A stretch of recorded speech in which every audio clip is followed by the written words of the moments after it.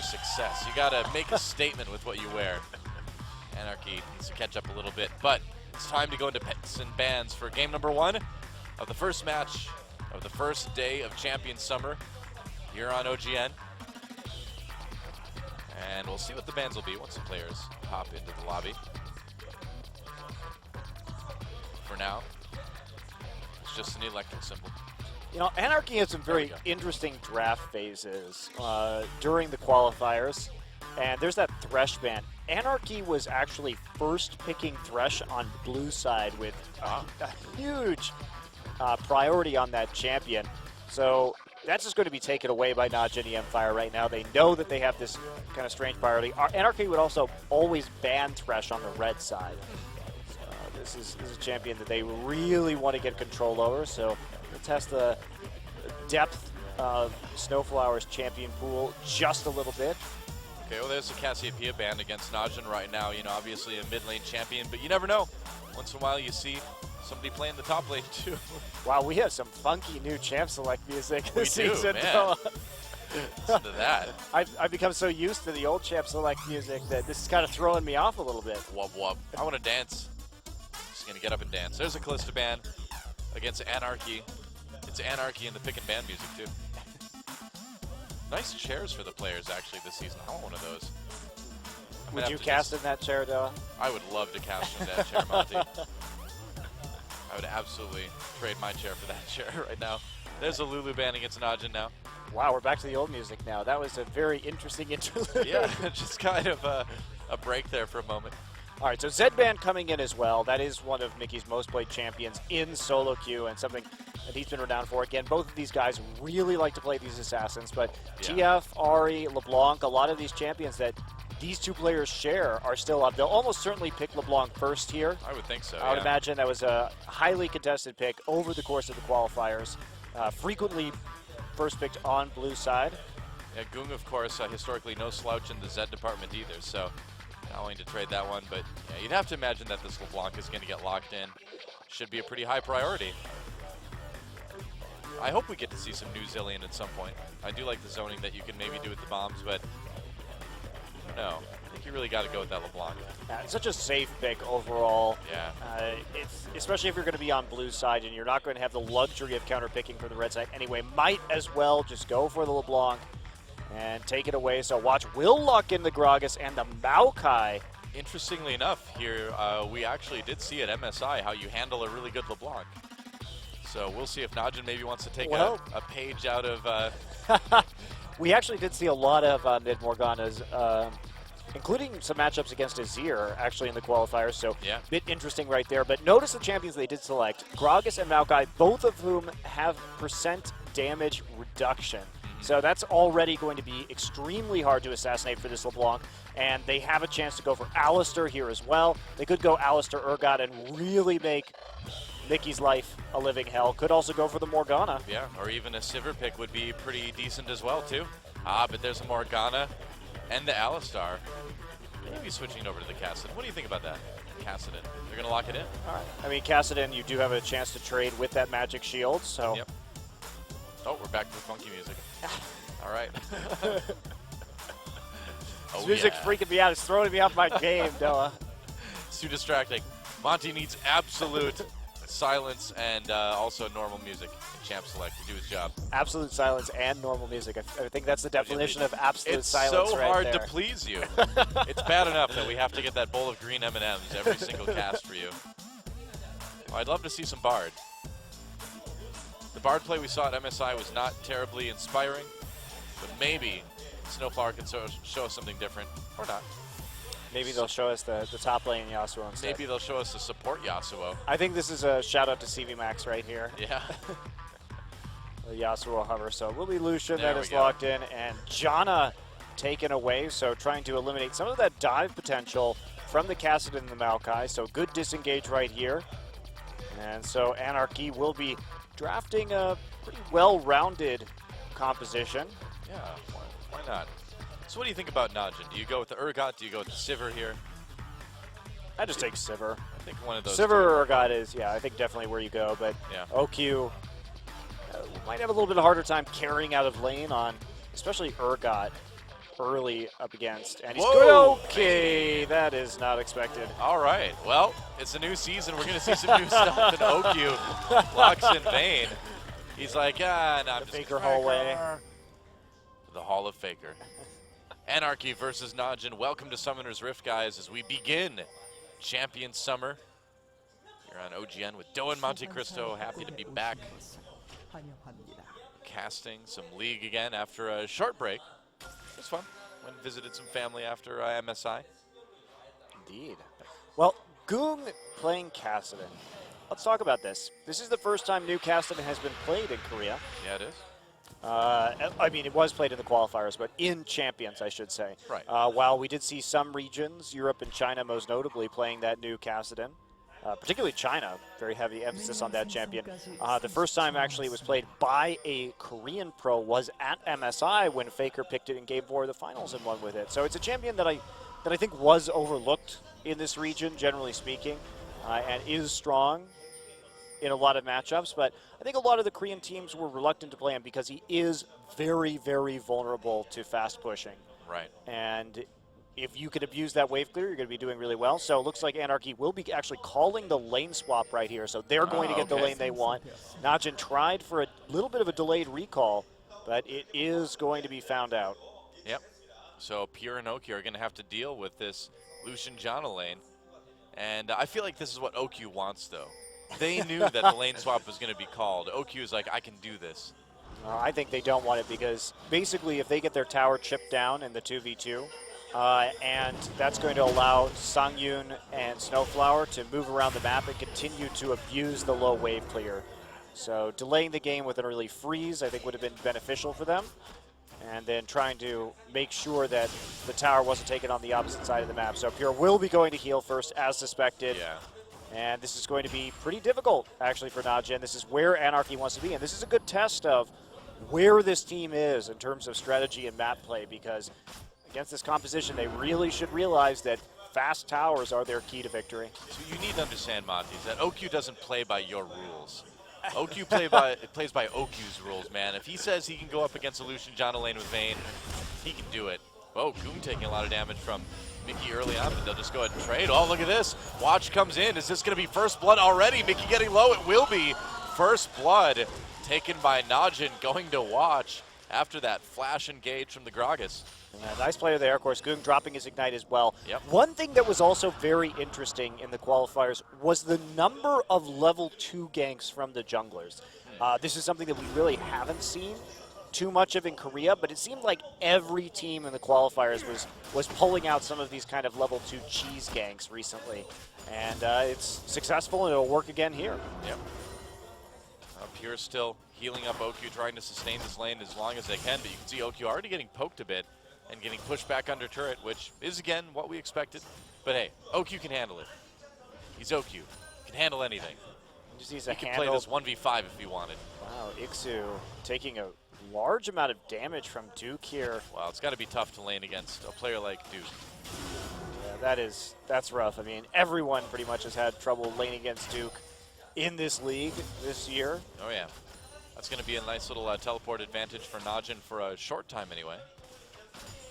Yeah, Duke actually did start off in the jungle right there, so got a little bit of an XP advantage. And now it's going to walk his way back to lane, trying for a second Doran's Ring, so really just going for that early game lane presence. Yeah, he's going to be able to really beat up on Gnar for quite a while, until maybe that Hexdrinker comes around. Let's see what he decides to build. Meanwhile, you know, to OQ's credit, he has been able to keep up in CS, and they push the lane back a little bit. So we'll see. You know, maybe Sangyun and Snowflower, of course, you got to imagine the pressure is certainly on a bit more than it was in the qualifiers here. They're finally in the booth. They're finally playing in the main tournament. And to go up against OQ and Pure is a bit intimidating to start things off with, I'd imagine. Yeah, absolutely. You can see Watch right here getting some deep wards in onto that side as his dual lane pushes forward. So getting the Scuttler and the ward in at the right place at the right time. Making sure these two players are nice and safe. Sangyun not really pushing this lane particularly aggressively. He looks trying to freeze it right now. Yeah, he does. I mean, really what you want to do is just hard push this lane and have Rek'Sai stay on the top side of the map and try and push in the Kassadin as well with, and just try and deal as much damage to these towers as you can, get them down, get that gold advantage so you can snowball out from there, maybe even send LeBlanc top for a gank under these circumstances, especially when Mickey can just push up to the wave like that. Oh, some action down in bot lane now, Duke.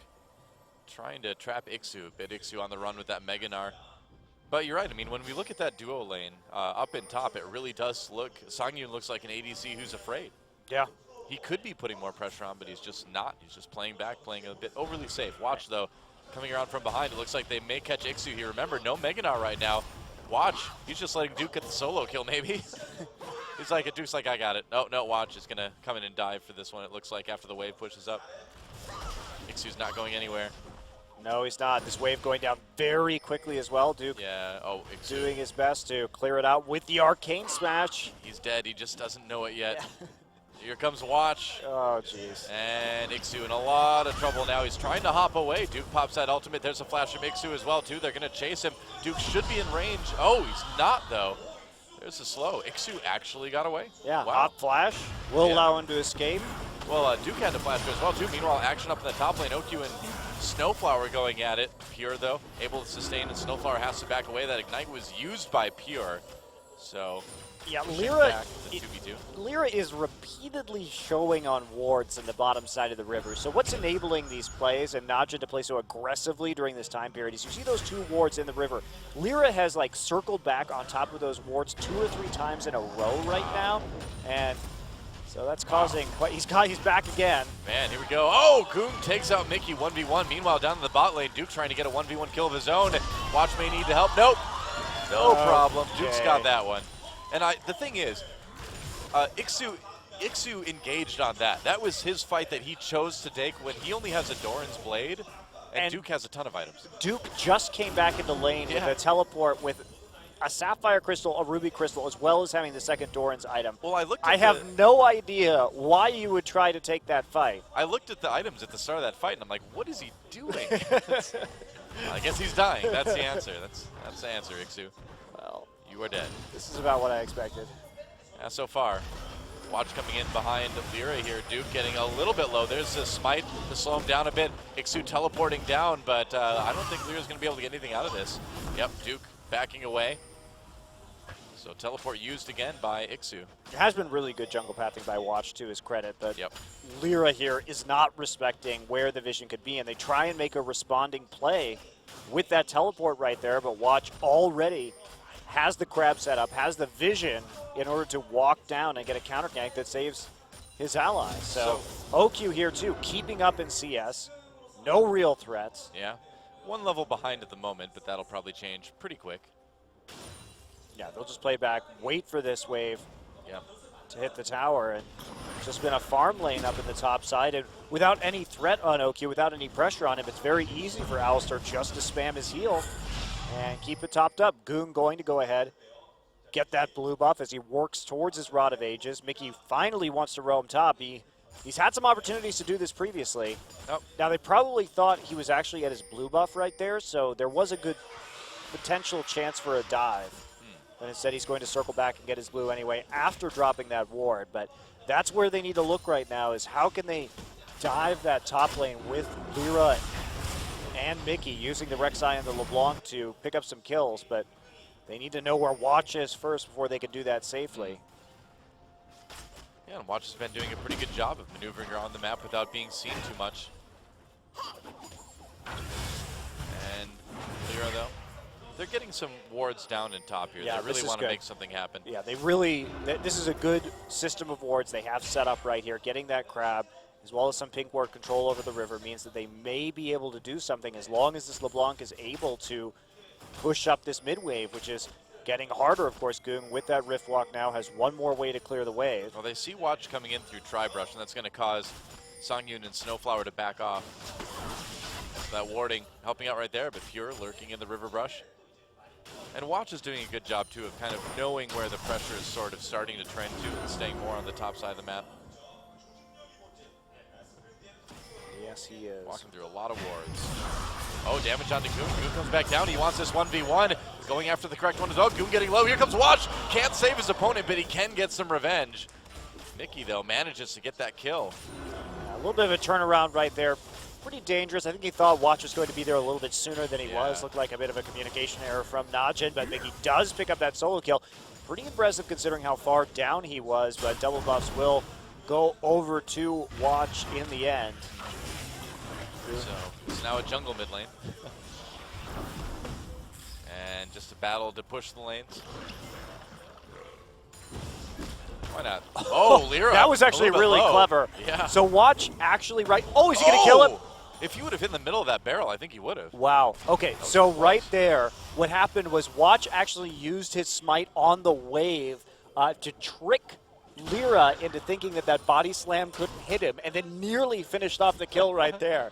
So that was actually a pretty cute little play by Watch, making it look like he was just going to be farming, and then using that AoE smite on the minions to open up the clear path for the body slam.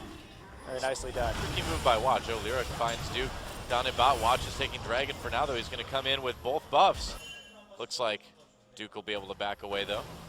Couldn't realistically pull that one off right there, especially with the Void Rush coming in. He had the read on that situation, so they do just have to back off, not willing to commit when there's a very bursty LeBlanc in the mid lane, and Goong still working on some of these scaling items. You know, it's great for Najin that Goong has been going even in CS, that he did pick up a kill and a couple of assists, but... Oh, here we go. Goong going after Mickey. Oh, but the tether, not quite enough. Goong gets another solo kill in mid lane. Yeah, with the Ignite as well. And, you know, we know that Goong is a very interesting player because in the right metas, he looks like an absolute god. If we think about when Goong has been on top, it's when he can play champions like Kassadin and Ahri and Zed and LeBlanc.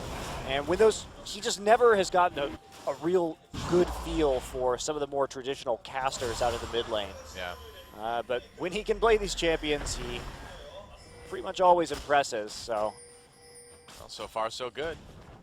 Watch trying to take out this dragon. Now this is, again, 5.9, so the dragon is a little bit more difficult to take. Does a little bit more damage. We'll see if Watch can do it. I would imagine he can. Yep, there we go. So first dragon of the game goes to Najin e-mFire. And they're going to get the first turret down in bot lane pretty soon, too. Yeah, there it is. Yeah, Duke has been absolutely bullying that lane ever since he got the solo kill down there. Just repeatedly pushing the wave into the turret. No pressure coming in, and Watch making sure that he has those deep wards behind the dragon to keep on working with. About 20 CS up now for Duke as well. And, OQ in this 2v2 lane, they haven't, gotten any kills, but they have been able to keep things very, very even. And both ADCs have nearly 4,000 gold to spend. It's been a ridiculous farm lane right here. No one actually breaking this lane open yet. Wow. A very small amount of aggression, but that's exactly what Najin want right here. They don't want an aggressive lane. The fact that they've been able to go even against the John Lucian lane with Vayne and a melee support is pretty nice for them. And so they're getting the kind of laning experience that they want. And both ADCs are going to go back with over 4,000 gold in their pockets now. Oh, there's a Blade of the Ruin King for you right off the bat. Yep. And then some. Oh, Goong's still doing very well in the mid lane. He's finished his Rod of Ages at this point. And Duke actually opting for the Righteous Glory first, so they're really looking to accelerate the pace of the game. It's pretty rare that a Korean top laner on a Maokai will go for that glory first, generally speaking. They've been trending more towards Catalyst into Cowl and Glacial Shroud to kind of round out some tank stats during the team fight, but they want to go for picks here, and it makes a lot of sense. I mean, Najin with this composition, even though they have low wave clear, just hasn't been abused so far by Anarchy, and at this point, if it's not trending that direction, it's probably never going to get there. And Najin will have a very powerful 1-3-1 split push with this composition, Kassadin and Vayne going into the side lanes, and here we go. No, here we don't go. I was excited. Here we go, 3 people walking in a lane. He's going to get a little bit of time by himself in the bot lane, which is nice for him, but Duke will be back in a moment to make his life miserable. We may have Najin moving a little bit farther up, putting on a bit of jungle pressure and some pressure on top lane, but they do spot them going through the ward. Mickey knows.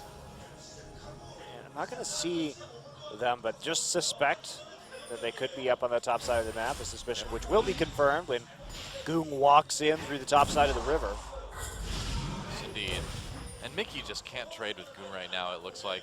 Every time he goes in, he takes a ton of damage. Well, Goong's rod is starting to stack right here, too. It's hard to imagine how this early game could have gone better for Najin under these circumstances. They got everything they want. They sort of bypassed Kassadin's weak phase by piling on some kills. He also has a CS advantage. Yeah. And then OQ and Pure just happily farming in this top lane. A couple solo kills. Here comes Watch. Could be coming in fairly soon. He's got items. None of these other guys do. There's a body slam. There's a nice knockback with the ultimate. Songyun in a lot of trouble. Look at their... knocking around like a ping pong ball. He's going to go into the turret. Goodbye. Watch. Another kill for Watch. That's what happens when you don't have any items. Oh, Mickey decides to go in on the Goong, doing a lot of damage here. But Goong should be okay. Yeah, decided not to burn Ignite right there, so just a standard trade. Maybe time to go back and buy. He is pretty darn far behind. Yeah, so there is Blade. OQ with the Blade of the Ruin King right off the bat, and there's the Infinity Edge. And a quick QSS actually coming in as well. That is and boots and a Triforce immediately for Songyun. And a Vamp Scepter.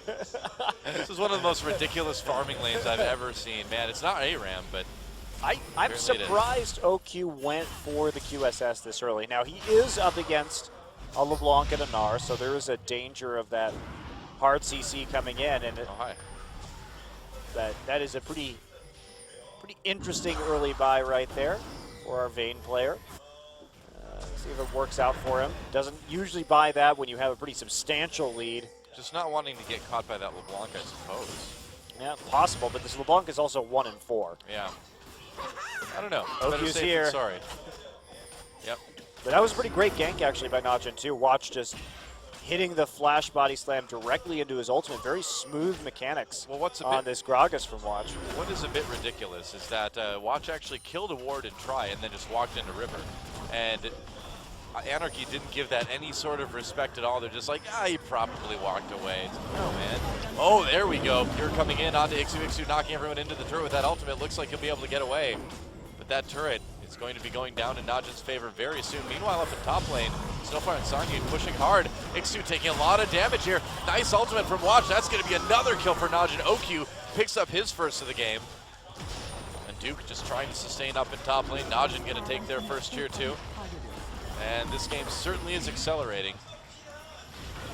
45 seconds still Dragon, so Najin will be pulling back and trying to set up the vision, and well, at least maintain the vision, I should say. It is already quite well set up due to their bottom lane push. Yeah. We do see Snowflower and Mickey hanging around in that mid lane.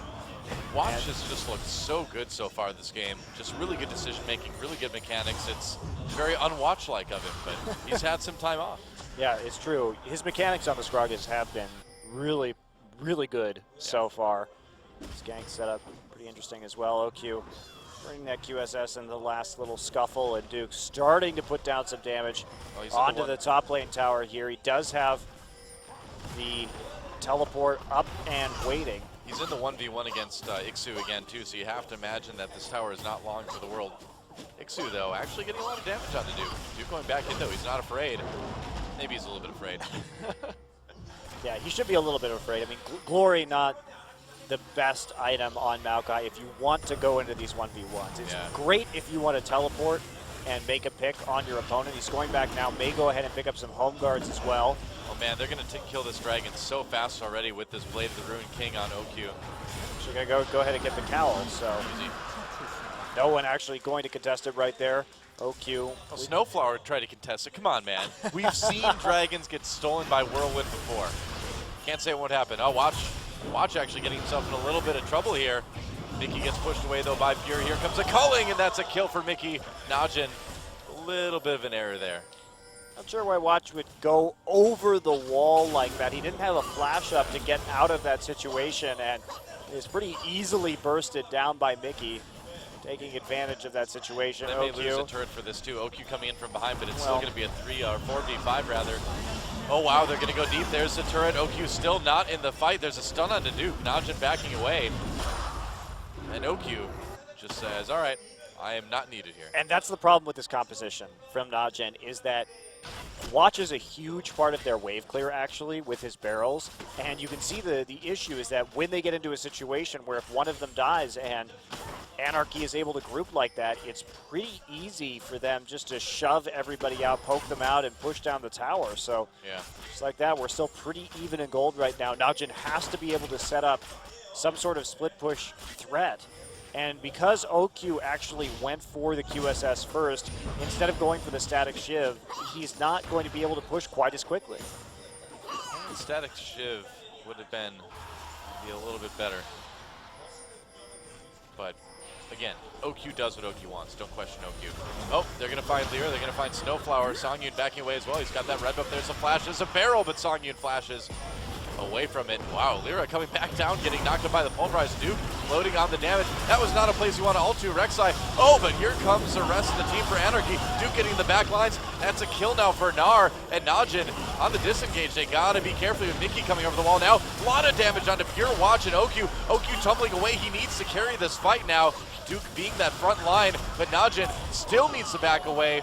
OQ can't do enough at the moment, and Najin losing that team fight. There's the culling, and will it take out Duke? It's going to be close. Mickey goes in to try to finish him off. They can't quite do it. Nice knockback. Whoops. Condemned by OQ right there, but Yeah. Goog gets tangled up in an unfortunate situation. Very awkward fight in the brush right there, and since Anarchy had a ward in the Krug brush, there really wasn't much that OQ could do to tumble around and make a play. And since Songyun's still in the lane, and he's got that Trinity Force as well, he's able to kill these turrets very quickly with the Sheen procs. Let's take a look at this one again. So this was initiated actually by Najin, of course, but Watch has no ultimate by the time it's back up. Great Janna ult into an awesome Gnar ult right there. So full Gnar combo. Very well played team fight coming from Anarchy. Sunflower really doing a good job of utilizing the crowd control in conjunction with the teleporting Gnar. Najin kind of handed them that fight on the silver platter when they grouped up in front of the Janna and the Gnar right by the Krug camp. That's true too. Yep. So it's a bit of an Najin moment. Looks like OQ is going to be going Ghost Blade as his second item. So this is a build that kills turrets really quickly and is great for dueling, but lacks a little bit in that wave clear department. You know, I think what happened is that, oh, Duke getting caught a bit by Ixu, backing away. There's Lyra. The rest of the team is right there. Duke behind enemy lines, and he may pay for it. There's a knockup, great layering of the CC, and he's going to go down. Another kill for Mickey. Mid turret gets a bit low. So they knew that Duke, or that Anarchy was pushing in on the bottom side of the map and had likely warded up their side of the jungle, given that they had just won the team fight in that region. So pretty darn dangerous for Duke to go down there at the given time. And Mickey's done a good job of recovering from a poor early game this time around. And going from 0-4 to 4-4. Anarchy will take out the tier 1, trading it for a tier 1 of their own. Yep. They do have the pushing advantage though, and since they can clear out these waves faster, we are going to see Pure go ahead and recall. They need him for the defense right now. They can't be having... Oh boy, there's a duel. Mickey gets a stun on a Goong, but he's going to have to back away. Oh, meanwhile, some action down in bot lane. Looks like the bot turret's going to go down. So turret lead now goes to Anarchy. Yeah, Najin playing this out really poorly. They need to split push with Vayne alone. Vayne has a nice lead here. Can 1v1 anyone on the enemy team at the current time, especially with that QSS. And so they have to be able to just split push with her. And having Pure sit around next to Vayne instead of defending these turrets just cost them pretty badly in that trade, losing 2 for 1. Nope, Pure's going to find Lyra, but Lyra will be able to get out of the wall fairly easily. Now, Songyun picked up a recurve bow, and then he sold it. I don't know what he was doing. He built Cutlass and then recurve bow, and now the recurve bow is gone. That's what I was wondering about.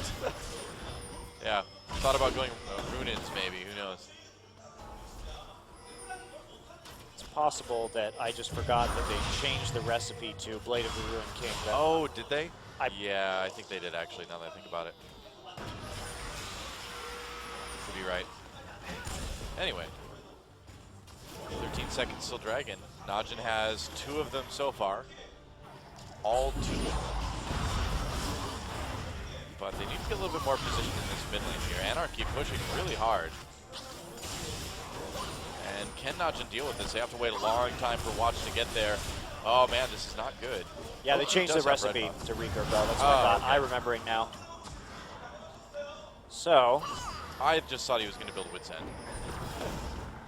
Anarchy has the setup right now around the Dragon Pit, and they have that nice mid lane pressure as well, considering that they still have their tier 1 up and functioning in that mid lane. So Anarchy actually slowly turning this around thanks to some mistakes from Najin and another interesting team composition that they're utilizing. And I still feel like it's Najin's game to lose at this point. You know, they still do have those first 2 dragons. If they can get this one.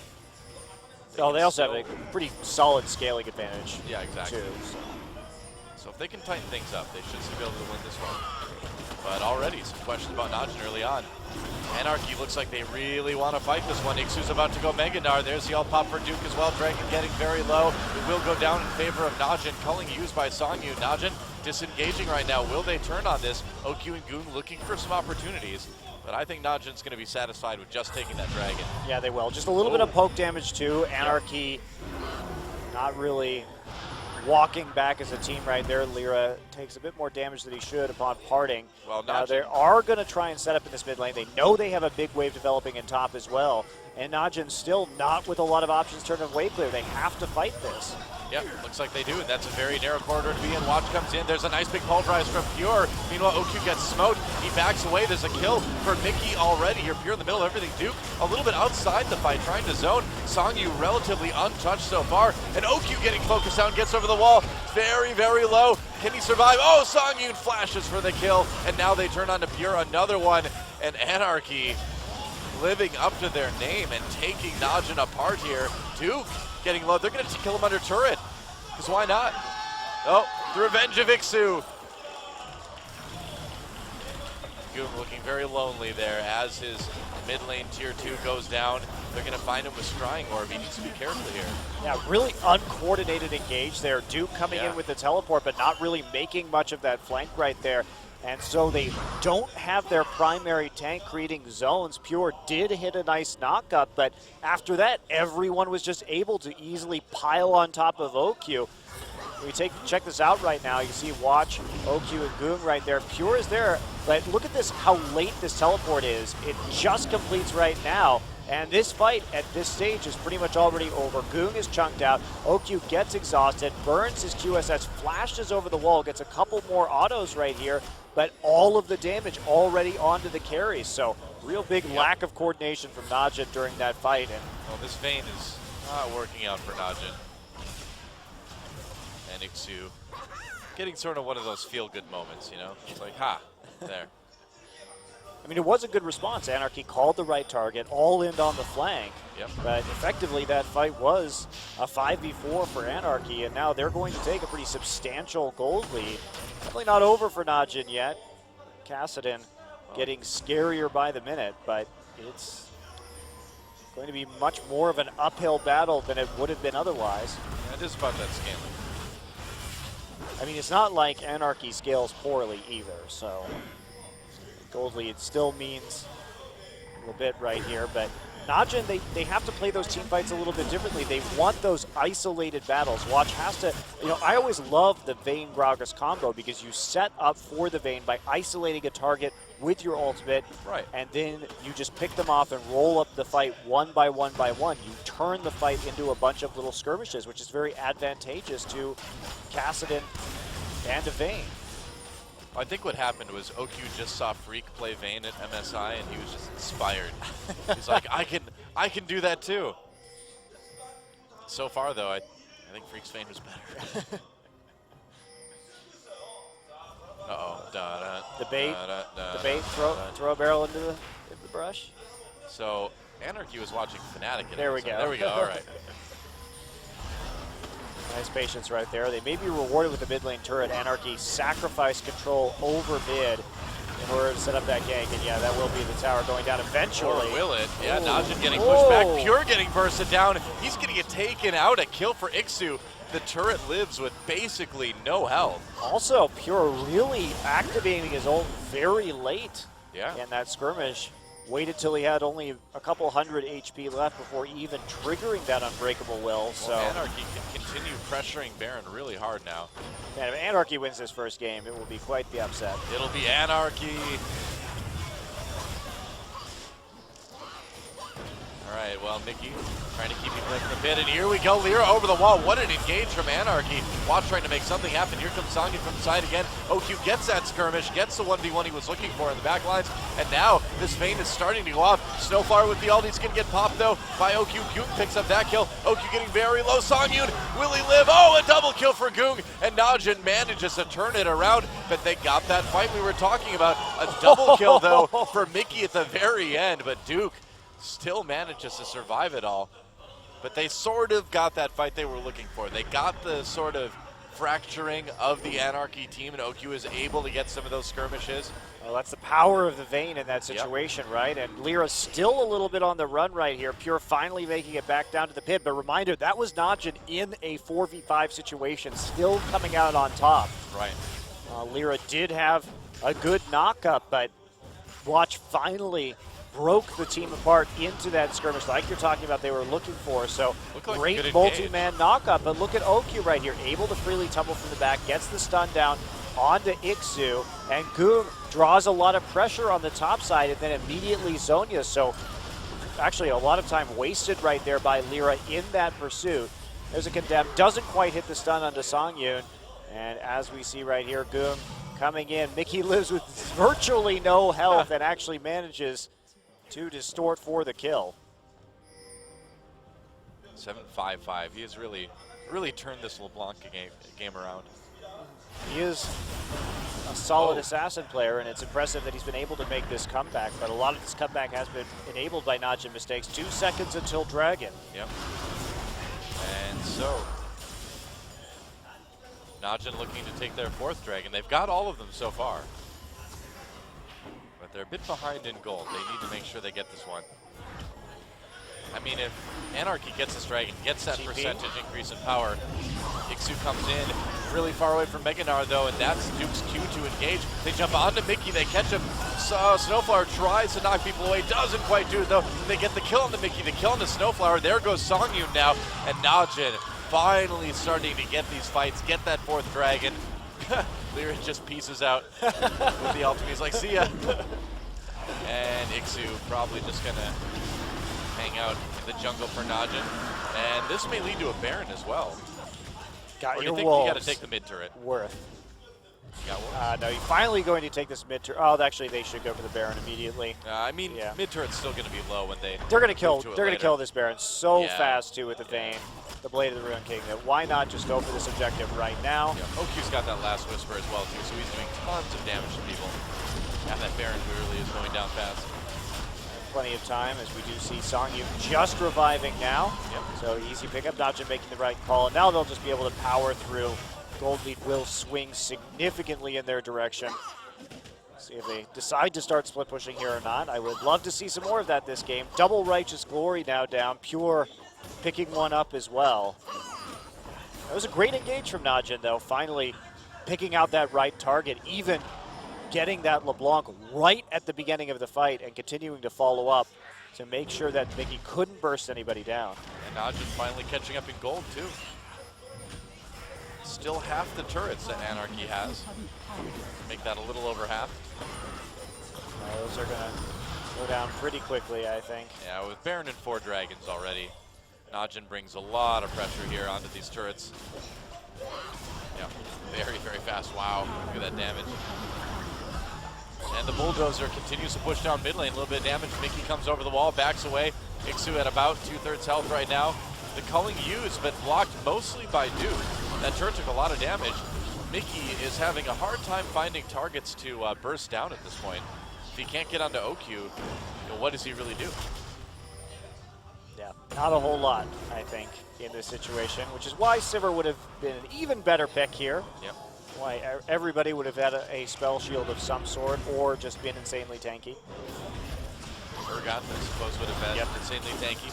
Najin, there's a knock-up onto Duke. They're going to go ahead and take this turret, jumping onto Ixu here. And that inhibitor's under threat now as well. Looks like Najin just can sort of have their way with the base at this point. Do whatever they want to do. They take the inhibitor, they'll be able to casually stroll away.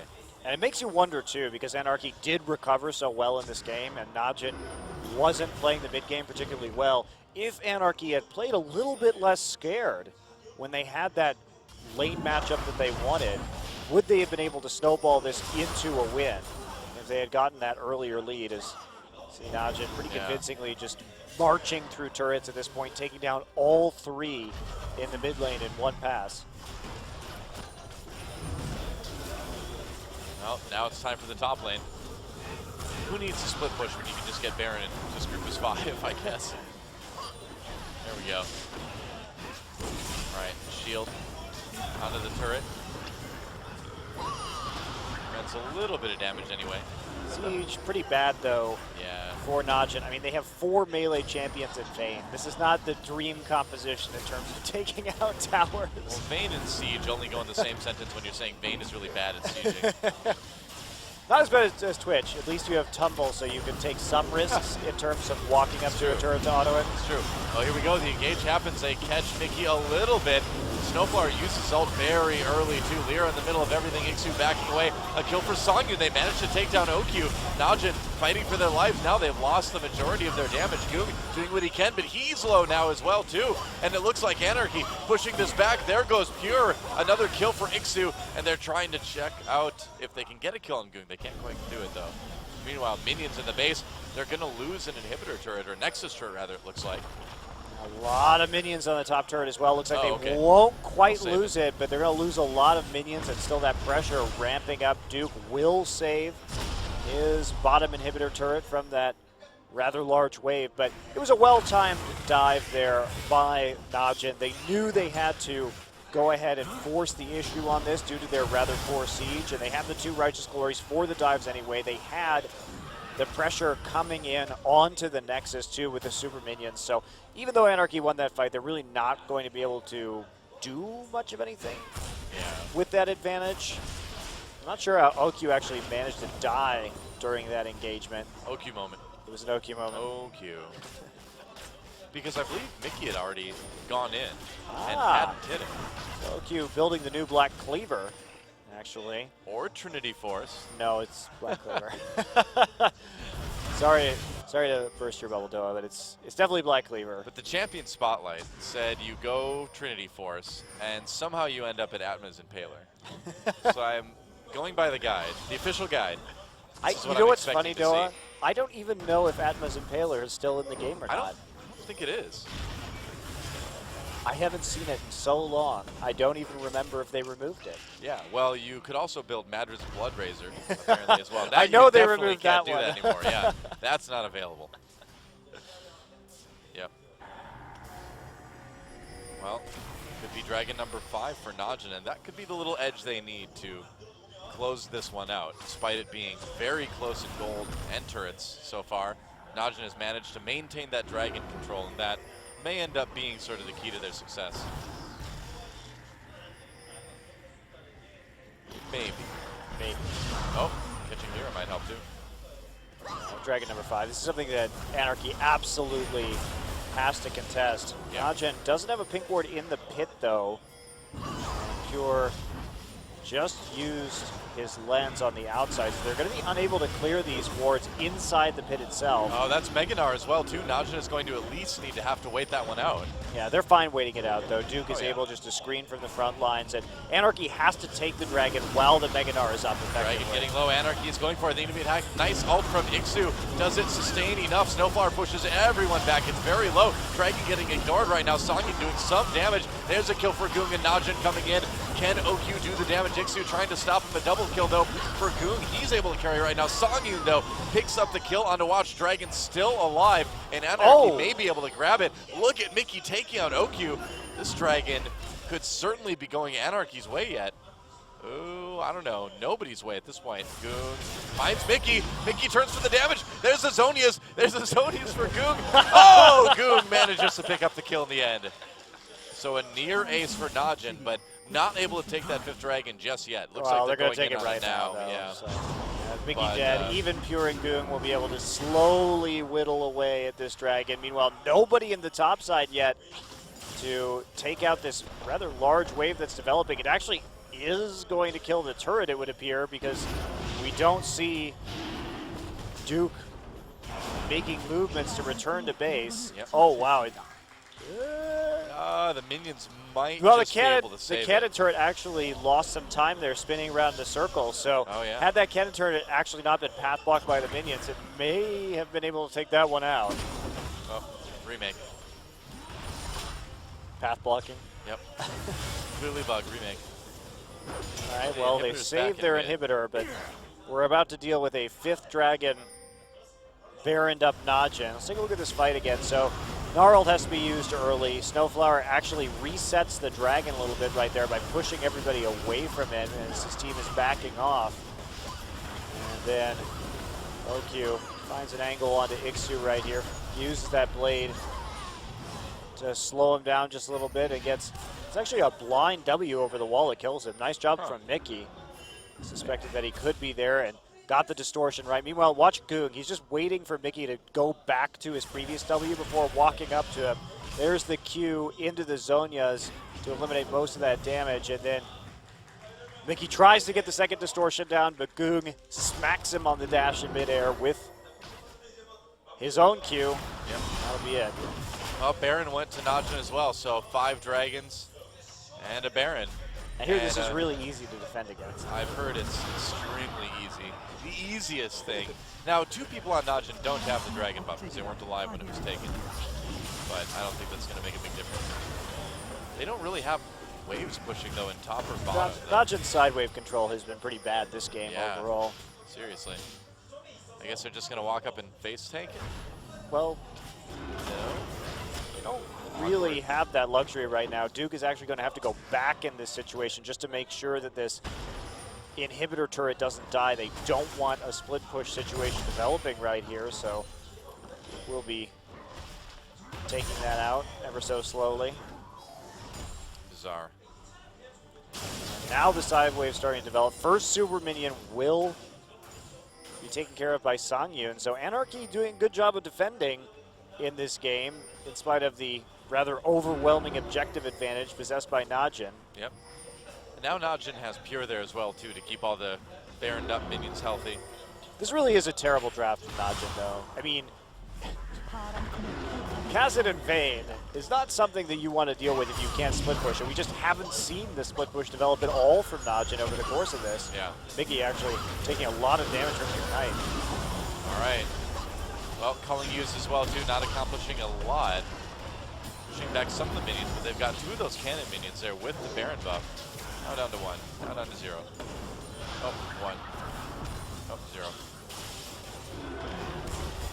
And Najin, again, just really awful siege. So they really need to win a team fight to take objectives. They have to dive, pretty much. They have to dive and win a team fight. And they're just waiting right now, see if they get some decent poke damage. Goong is doing a little bit. There's the smite coming down from Watch, but Lyra will be holding the super minions at bay by his destroyed inhibitor in the mid lane. Najin's been able to get a little bit of a gold lead, but it doesn't really matter as much at this point. Here we go. Najin coming in on the turret now, and they can take it out very quickly. Ixu trying to defend it. No Mega Gnar. And there we go. Now Najin coming in, finding that opportunity. Watch going to go on to Ixu for a moment. Lyra trying to make something happen here. There's the ultimate from Gragas pushing people back as Najin disengaging just a little bit. Well, Pure gets into the back lines. There goes the inhibitor, but they're going to lose their support for it. Najin has to back off. Got the objective they came for, so that should be fine. Team comp is just terrible. I mean, you get into a situation like this where you have a Baron and 5 dragons and you're just unable to push that advantage anywhere near hard enough, still maintaining a very slim gold lead. Hey, so remember when you laughed at me about OQ buying the Trinity Force, maybe? He bought the Trinity Force. Well, who was right, Monty? Who was the better analyst there? I don't think it's the ideal item, honestly, but he probably just had a lot of money and decided to go for the 6th item Trinity Force. I mean, no doubt it's still a good item on Vayne. I'm just good at predicting things. I'm not good at coming up with good ideas. I guess we're going to wait for 5th Dragon number 2. Guess so. Minute 20 until that happens. How about this near 100 CS lead for Songyun over OQ? After everything was even right there, well, OQ has been grouping a lot more. That is true, that is true. It's a pretty incredible amount of CS for Now, Songyun. why you would be grouping on Vayne now, that is the real mystery thing. Well, see, the first step is to have a laning phase where you get up to around 5,000 gold. And you just group up, you know? That's how it works. Don't buy wave clear. You've got your team for that. Yeah, Gragas is there. Yeah, you've got your junglers for wave clear, obviously. About 40 seconds now until that 5th Dragon. And Najin just needs to not get poked out here. Because the thing is, too, is this would still be the first Dragon for Anarchy, so picking that one up, 6% AD and AP at this point is really big buff. Yeah, for Ixu Anarchy. tries to TP in right there, does get his Veil popped by a sapling. And he's getting close to that Mega Gnar, but it looks like he may hit it just a little bit earlier than he would like. Definitely. Yeah, there he goes. Definitely too early. Oh, that's so close, though. Yeah. They may try to force something here. Lyra and Ixu advancing onto Najin, 3 seconds till Dragon. But yeah, they can just wait out this Mega Gnar so easily and then just go in. All right, Dragon though, Najin out of position if they can burst it down fast enough. But they get pushed back right away. Now Ixu with no Mega Gnar in a lot of trouble. There comes the culling. Najin backing away, playing it casually. There's a knockup onto Pure. Mickey in the back line. Snowflower pushes everyone back. OQ untouched so far, and Duke just that big back line right now. And here comes OQ popping that Yomu's Ghost Blade. Goong helping him pick up a lot of kills, and now nobody is going to stop this Vayne at this point. Coming over the wall, there's a double Q though for Mickey. Double Q for OQ now. Songyun trying, but he just can't do it. That is an ace for Najin. They're not even going to bother with this Dragon. They can just go and win. Yeah, just walk right into the base right now, follow up on those super minions. Yep. OQ with the triple kill in the end, as they finally are able to get a lot of damage down in that team fight before it can be sort of reset by Snowflower. Snowflower did what he could with that Monsoon, but unfortunately his team just taking too much damage already, and Goong and OQ chasing down the stragglers. And there goes the Nexus, and so the first game, despite being a close one, is going to be taken by Najin. Chance to clean it up here in game 2. Picks and bans, Najin versus Anarchy. And we'll see what Anarchy has planned here. Well, they're Anarchy. I doubt they have many plans. They have no plan. You know, and the thing is, Anarchy didn't look bad. They just... No, they made an impressive comeback in the mid-game, too, especially Mickey, who found himself so far down in that laning phase, but yet was still playing aggressively, trying to get the kills and claw his way back into this one. Hecarim will be banned by Najin this time around. Hecarim left up in our first game tonight. No roster swaps as well, as you can see. There's the Thresh ban against Anarchy again. Kalista will be banned out against Najin. And are we going to see any bans towards the mid lane? There's Azir, yeah. Azir banned. It's surprising considering we know that the Zed ban coming through will come through again, actually, but possibility that they would have picked it up again this time around. There's our funky music back. I don't know what to think about this new music. I don't know. I feel like this is the music you hear after you like beat a level in a Sonic the Hedgehog game or something. What is the last ban going to be? It will be LeBlanc, so Cassiopeia is open this time around, as is Lulu, but there's the Gragas priority. They did pick it in the first round of the draft on red side. They will take it as their very first pick this time around, and with Watch doing so well on that champion, it is not hard to understand why. Yep. So what's it going to be for Anarchy? We do have new Ashe in this patch, I suppose. New Ashe is unavailable for play this week, however. I would imagine, yeah. It's not supposed to be able to be played quite yet, although I'll be interested to see if it is picked up later on down the road. You think it will be? I think in certain compositions it works really well. Obviously, it's one of the few AD carries that you can really initiate on that can serve as a primary initiation. And that's true. Just her utility in kiting is so good. So we could see some interesting setups with Ashe in terms of kiting compositions.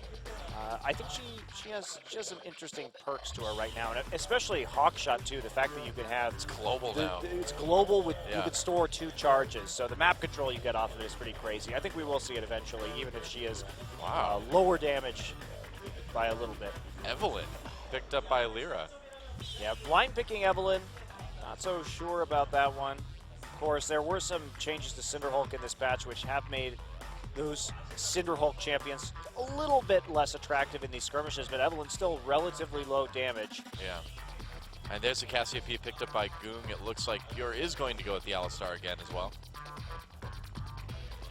And not too surprising, just prioritizing that big front line. Maokai taken away in the first round by Anarchy as well. Taking a look at that Ari at the moment into the Cassiopeia, looking for a bit of assassination potential. And Ooh, and are we going to see the Jinx here too? a lot of ability to clean up right there. Good big potential with the Eve.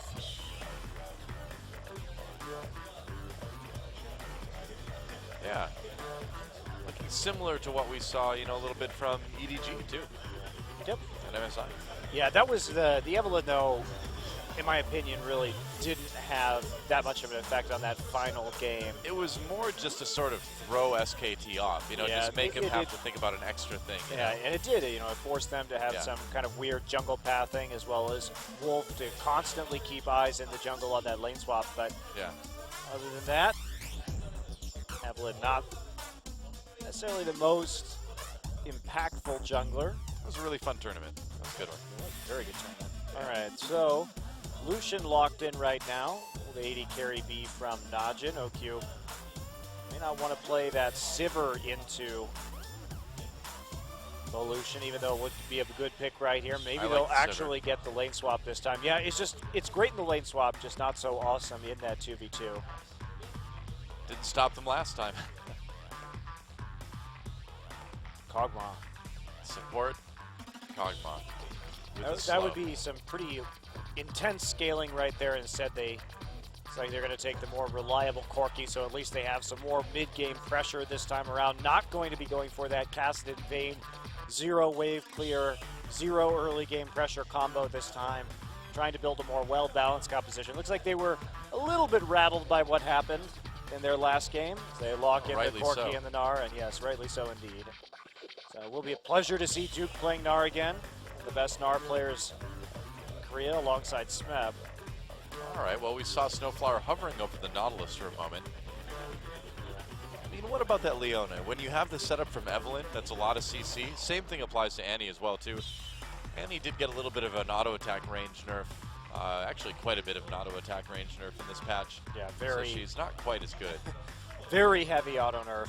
Yeah, I was very sad to see that. But still obviously an excellent champion for engaging. Still can do some nice things in the laning phase.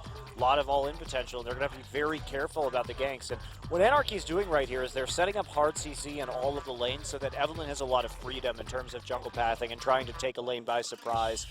So I really like the Annie right here with the Twisted Advance, the Charm, and the Annie passive stun. They're going to have many, many opportunities to gank these Here lanes. we go. Welcome to Summoner's Rift. Match 1, Game 2. Najin e-mFire versus Anarchy. Goong getting to play that Cassiopeia that has been so strong lately. Anarchy did choose to ban it out in the first game of this series, in spite of the fact that Najin really hasn't been a big Cassiopeia playing team. Right. So what if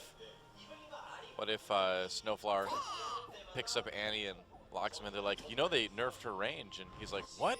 I didn't know that. They're like, you know nothing, Jon Snowflower. So disappointing. Oh, I'm going to have to hear that joke a million times this season, aren't I? No, not necessarily. Only on special occasions. Only when Anarchy plays? Okay. Yeah, that's right. Which will probably not be the postseason. So there you go. I only have to hear it. There's a light at the end of the tunnel already. I only have to hear it 40 times this season. Hey, Chober might cast some of those games. No, we're putting you on all the Anarchy days, Della. Oh boy. I just want all the Sonic Boom days. That's right. Well, some deep rewards going down for Anarchy, just to try to get a sense of where the jungle pathing is going to begin. Yeah, they actually are going to both be staying at the bottom side this time. Ixu thinking that there may be a lane swap, starting to stack up some of these saplings, so he's going to have to burn his teleport early in this circumstance. Meanwhile, Duke just providing that leash to watch on the other side of the map. And here we go, Stowflower and Songyun after taking a bit of XP, so OQ and Pure taking a little bit of XP right there. Yep. Taking the small Krug camp. Meanwhile, it's like Anarchy. Oh no, that Krug looks so lonely. Just getting some XP from the minions. It's just so sad to see Annie have The to walk up 575 that far. range. Yeah. Oh, that's always been one of my favorite things about playing her is you can just poke so much at the autos. Yep, you're one of those jerks, I know. Rito, why? Jerks? What do you mean? Yeah, any jerk, you know? Any jerks? This is a thing now? No, it's not. Annie was a perfect champion. Now she's like a 80% perfect champion. Oh, look at that, Mickey going back early, actually. Picking up a fairy charm right there. That's not bad. Have a little more sustain, I suppose. Still. So we've got the reverse matchup this time between Ixu and Duke. Ooh, here comes Watch. Watch just waiting right there, seeing he's basically just protecting Duke at the moment, making sure that there wasn't going to be anything. So nice deep ward right there, coming in to check out the Krug camp. So you can see Watch adapting to the Evelyn play already. Right. Yeah, you basically just need to ward by the camps so you see her take them. And there's the TP coming in from Duke. So we'll have a very short window after going ahead and starting at that Wolf camp to try and take some form of advantage right here. How does Cassiopeia's tail jewelry stay on? You'd think it just like it slide off as she slithers about. You think it would prevent her from slithering, considering that it is contacting the ground It'd instead create of her a lot muscles. Yeah, it'd create a lot of drag, wouldn't it? You know?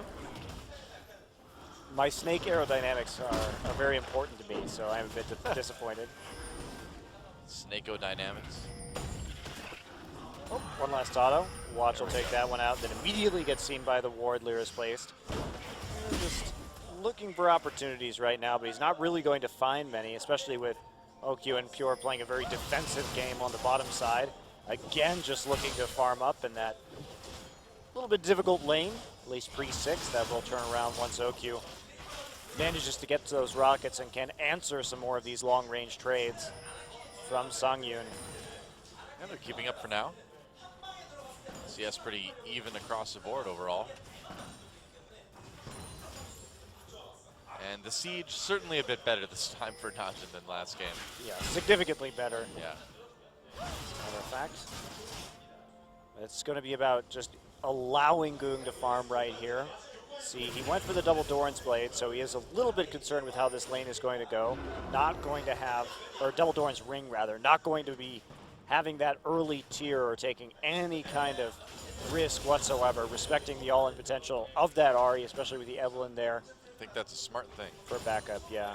But You need to be careful. it will delay his scaling by a couple of minutes. And here we go. Lyra lurking around in the top side right here. Yep, trying to come in from behind. Duke getting Watch is lured in a bit farther. also at the Gromp right now, so he's going to play aggressively. Watch is going to be there for the counter gank. Yeah, they've kind of missed their opportunity here. There's Watch. They I saw think they Watch. saw him come in, yeah. Yep, Lyra already backing away. So an attempt from Anarchy, but doesn't really result in anything. Well, this is what you want, too. You want this Evelyn just to be sitting around in the lane. Now they're going. Yeah, they're turning on to Ixu. Ixu turns on to Watch. Watch going very low. That was a mistake by Najin, I think. First blood goes to Lyra. Now Duke getting chased away, getting low himself. He'll have to probably back off for a little while now. Ooh, Watch. After getting MVP in game number 1, that was not the most spectacular ganking decision we've seen. Watch does have a tendency, as we've noted in the past, to gank lanes without sufficient knowledge of where the enemy jungler is or without respecting it really at all. So, and he got caught there just a little bit in front of Duke, so Duke not able to put that damage down. Meanwhile, Ixu and Lyra immediately able to focus Watch down and take him out. Well, Duke's going to be able to sit around and get level 6 at least, get a little bit more farm.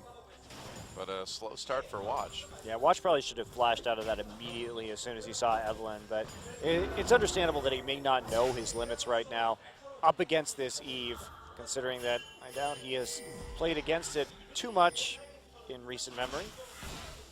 Well, early on, he would do decent damage, I suppose. Here comes Lyra. Lyra's Yep. 6 now. He is indeed. Yeah, Goon could be in a little bit of trouble. Dodges a charm. Oh, there's ult. They get the slow. Mickey comes in. Lyra with another kill. Here comes Watch, though, forcing the flash from Mickey. But that's another kill for Anarchy now. They're really putting this Evelyn to good use so far. And Watch just still not 6 right there. He was trying to clear out a pink ward on the side. And Goon got a little bit too far forward. Even though Mickey did miss that charm, Lyra was able to follow up with a flash and his ultimate to land enough crowd control to secure that kill. And Goon going for the tier, not having really a lot of those combat stats yet. Flower taking a little bit of damage during that trade. And now Anarchy coming out with pretty nice early game advantage off those 2 first kills. Now, Watch is still not 6. I would feel like if he was, this would be a potentially good game. The fact that he's not, this gank not going to work out. He needs to do a bit more farming. He needs to just go get 6 right now. He's wasting a lot of time. He's trying to help his lanes in terms of their vision and pressure, but he needs to be a little bit selfish right now. Get that 6 so he can actually make a difference in some of these lane engagements. Yep. She should get off that camp, so. Will he? No, it doesn't look wow, like he quite got it. His 6 is really late this game. Yeah. He's have to walk all the way across the jungle. A big edge for Lyra and the rest of Anarchy for the moment anyway right now. Yeah, it looks like there will be the Warrior enchantment coming in for Lyra, so really looking to snowball off these lanes, get that damage down. Handing off that blue buff to Mickey.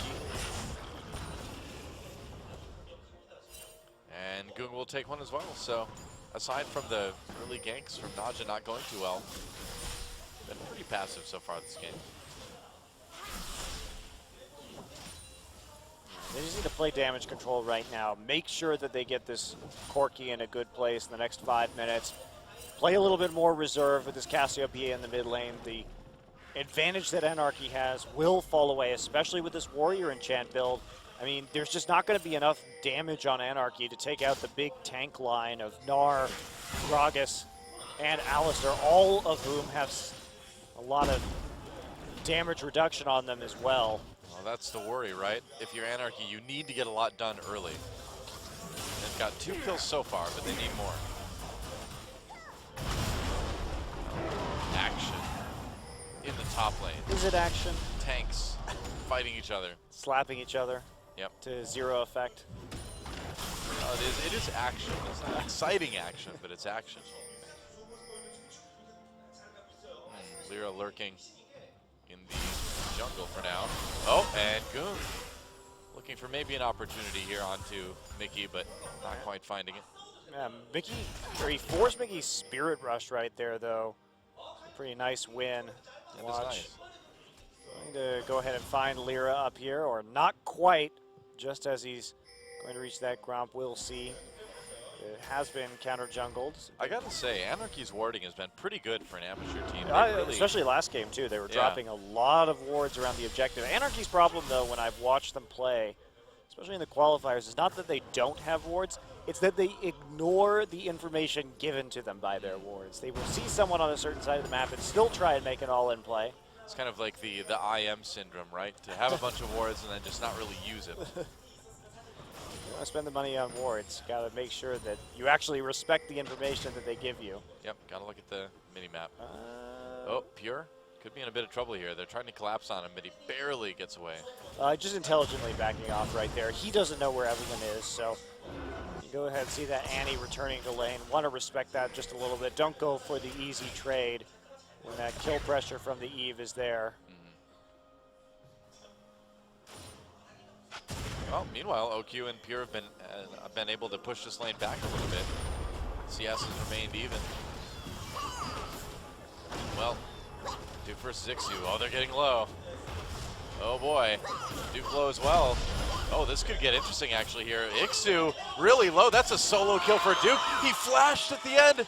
He tried to flash into the brush to avoid getting autoed and then come out to Mickey's finish here. him off. There's the Spirit Rush, and Yep. Duke is going to go down to the Foxfire. That was easy. And he flashed right there. He's trying to buy time, but Najin just going to turn around to that cross-map objective, take the Dragon. So pretty big net win right there for Najin. Good reaction. Go ahead, burn the Dragon down with the Cassiopeia. Good response to just go and take that objective. That's been kind of Najin's saving grace this match, is that they have had good Dragon control. In game 1 at least. Well, they haven't given up a Dragon yet. They've taken every single Dragon in this best of 3 so far tonight. That's right. Oh, Lear's going to find a pink ward. And it looks like Watch is going to go back for now. We'll have to see what he buys. Just some wards. A couple pops. Songyun getting poked pretty hard by these rockets from OQ now. Yeah, still taking a nice CS advantage, although that is what we would expect during this situation. Has yet to return to finish off that Abyssal Scepter. That's going to be a pretty core item. Mickey actually going for the Death Cap first. That is a huge buy. Yeah, that is brave too, man. At 12 minutes into this game. Getting that gold. Nope, here comes Lyra from the top side. Goon needs to be careful. His turret's really low, but he's playing it a bit safer. Wow. The thing is Goon's been dodging those charms so well. Yeah. And he's still there able to goes do a his lot turret. of damage. Ooh, a lot of damage though. So Mickey really putting the screws to Goon so far this game. Has that assist from the mid lane gank and then got that kill on the top side. So great CS as well, and that's going to lead him to this really early death cap. So he's in a very good situation compared to Goon right now, who's still desperately trying to scale up, still doesn't have a completed first item. That Abyssal Scepter, then he needs to deal with some of these damage. So Ahri's roaming potential pretty huge right now. Anarchy actually getting a very early mid turret, and that's going to open up the map for Mickey right now. And combined with the presence of this invisible Evelynn, there's a lot of kill pressure on Najin. They've got to be very scared. Yeah, we'll see if Goon can bait Mickey into a gank here in the mid lane. Doesn't look like Pier and Watch are going to go for it. Yeah, Mickey just playing too safe. There's Snowflower anyway, so. Well, they want to try and abuse this blue buff right when it comes up, so make their moves over there. Lyra will get his Raptor buff pop, but there's too many wards for him to clear them all out at the given time. Mickey's waiting in that brush. Oh, nice dodge on the charm there. And he is actually going to get the blue when all is said and done. Duke taking a lot of pot shots up at this top side turret.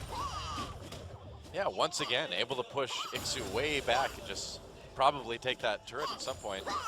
He's been winning the 1v1s pretty hard, but that's what Duke does. And Watch actually joining the lane right here, right as OQ comes back with that Trinity Force. They really want to get the turrets down while they're going to have an easy time doing so. Recall coming in for Songyun, not quite finishing up that Infinity Edge yet, and so. Oh, here we go, dodges charm. There's the ultimate onto Mickey, but no follow-up onto Goon. There's a lot of minions there too, so Goon can't really stick around and fight that. Mickey just using the Spirit Rush to add on more damage and do a bit more to the turret. You're going to walk up, but Mickey getting that early death cap has been absolutely huge in this matchup. It seems like it's smart too, when you know your opponent's going to take a while to scale, you just go for a big chunk of damage right away and just try to snowball that lane even more. Yeah, so far so good. Yeah, working out very well for him. Well, Najin was able to get the turret down in bot lane, so they did tie that up at least. Now they're going to be able to transition really well as well. Corki can go into the top side. Right now, you may think about sending Cassiopeia into bottom to catch that wave once it's reversed by this Lucian. That's right. Ixu burning Righteous Glory there. It's kind of funny. Very early Righteous Glory for Ixu as well too. Pretty fast. Yeah, again, same item build path that we saw out of Duke in the last game, just trying to have that big ability to make picks in the mid game here. And it's like Corki's going back into bottom. More useful into having him in a lane where there actually is a turret left standing, however. Maybe they'll rotate him into mid too. We'll see. So far, Najin just trying to get the vision back around their jungle, but look at all the warding again. I'm actually like really impressed by the warding from Anarchy. Yeah, great defensive wards right there, making sure that the bottom lane will be safe to farm for Lucian. They have the pink ward coverage to make sure that... Oh, Goong all in by Mickey. There's the ultimate, freezing him up for a second. Pure comes in along with Lyra. Goong getting very, very low. Backs away just in time. There's a knockup onto Mickey. Nice ult from Gragas. Will they take him down? Getting so low. Mickey finally taken out by Duke, who teleports in. Pure on the run as well. Oh, a kill for Lyra. He's going to get a double coming in, but he's going to get taken out, pushed into turret. And there's one now. Whoa, lived for a long time, actually. Duke getting low now, so the chains of kills continue. Tibbers comes in, and will it be enough? Not quite. Ixu chasing, he dives for the kill, the twisted advance under turret. Wow, Anarchy, pretty brave here, ended up going 2 for 3 and the mid lane tier 2. Well, Watch was already out of the fight, and they knew that OQ was actually in the bottom lane right there, so yeah. Pretty easy dive and easy decision for Ixu to make, but great follow-up and follow through there from Anarchy. Check this one out, how this started. Mickey trying to go aggressive onto Goong. Goong popping his ultimate right there, catching him with the stun. Pure missing his combo pretty crucially. Watch comes in with the flash, and they try and finish off Mickey. Eventually they'll get it, but Duke already halfway through his Mega Gnar by the time this fight starts. And you have to respect Lyra. He has the ability to speed up with his W, and he's got that warrior enchant, so he's actually doing a hell of a lot of damage this early on into the game. So picking up that double, as we do see his flash not totally respected there by Goong. He's 4-1-1 so far, so a really good early game for Anarchy on the jungle side of things. Dragon up now. We'll see if they can take their first dragon of the match. Just really needs to poke this out right here with the Corki. Get that damage in. Yep, that's right. Duke's on the verge of turning into Mega Gnar, but no ultimate for him available this time around. Still no Tibbers up as well for Snowflower. He's doing a good job of delaying for as long as possible. And Najin having to pull back and clear out the waves, but Dragon's still available. They really need to get some damage down onto this turret. Yep. Oh, there's a turret kill. For Anarchy. Yep. And Najin, oh, there's the engaged Mixu going in onto Pure. Pure taking some damage. Watch, looking for a chance to make something happen with his ult. Doesn't quite find it though. Mickey on the outsides of the fight, just poking as much as he possibly can. A little bit of damage on the Goong. Gets a stun, nice Mega Gnar ult. Actually, Mickey in big trouble now. Goong managed to pick up the kill. Najin, low health, but trying to disengage. OQ backs away, getting chased by Lyra. Anarchy is going to call off the fight as well too. Oh, may not be just done yet. Ixu, one more rocket might do it. That mid turret might be in a bit of trouble. We'll see if they go for Dragon instead. Looks like that's what the plan's going to be. Ultimates blown across the board for both teams. Yeah, Najin engaged that fight really well, though. And the thing that was so crucial to their engagement is that we saw Duke actually use his Gnar ultimate to scoop people directly into Goong's ult for a massive stun. So the setup there was actually very well coordinated. And so they were able to get that big initial chunk of damage off. They couldn't quite finish off everyone on Anarchy, but they were able to get them low enough to force the recall, to force them to rethink about that engagement, and to get away with the Dragon without losing hardly anything. So Corki's got his Trinity Force now. Yeah, he's had it for a few minutes, going for the last Whisper next. Yeah, Sork Shoes finished as well too in that last buy. Very interesting pickup for him. Thistle done for Goong as well as a few components towards that Archangel staff. So can Najin start trying to put some sort of sieging pressure on right now? First it's a fight over the red buff. Not a fight that will be won right there by Anarchy, but at least they keep it off Corki, instead forcing Watch to take that red buff in the end. He actually didn't even smite that. Yeah, I think he just body slammed it. Yeah. Corki backing off. So Mickey is going to start to try and split push right here. It's pretty darn strong at this point in time. Yep, not a lot that Corki Alisar can do against that. And Ixu just trying to save his top turret. A lot of turrets pretty low across the board right now, but Anarchy already with all of those, or rather, 2 out of the 3 outer turrets down and the tier 2 in mid. Yeah, they certainly got the map control advantage right now.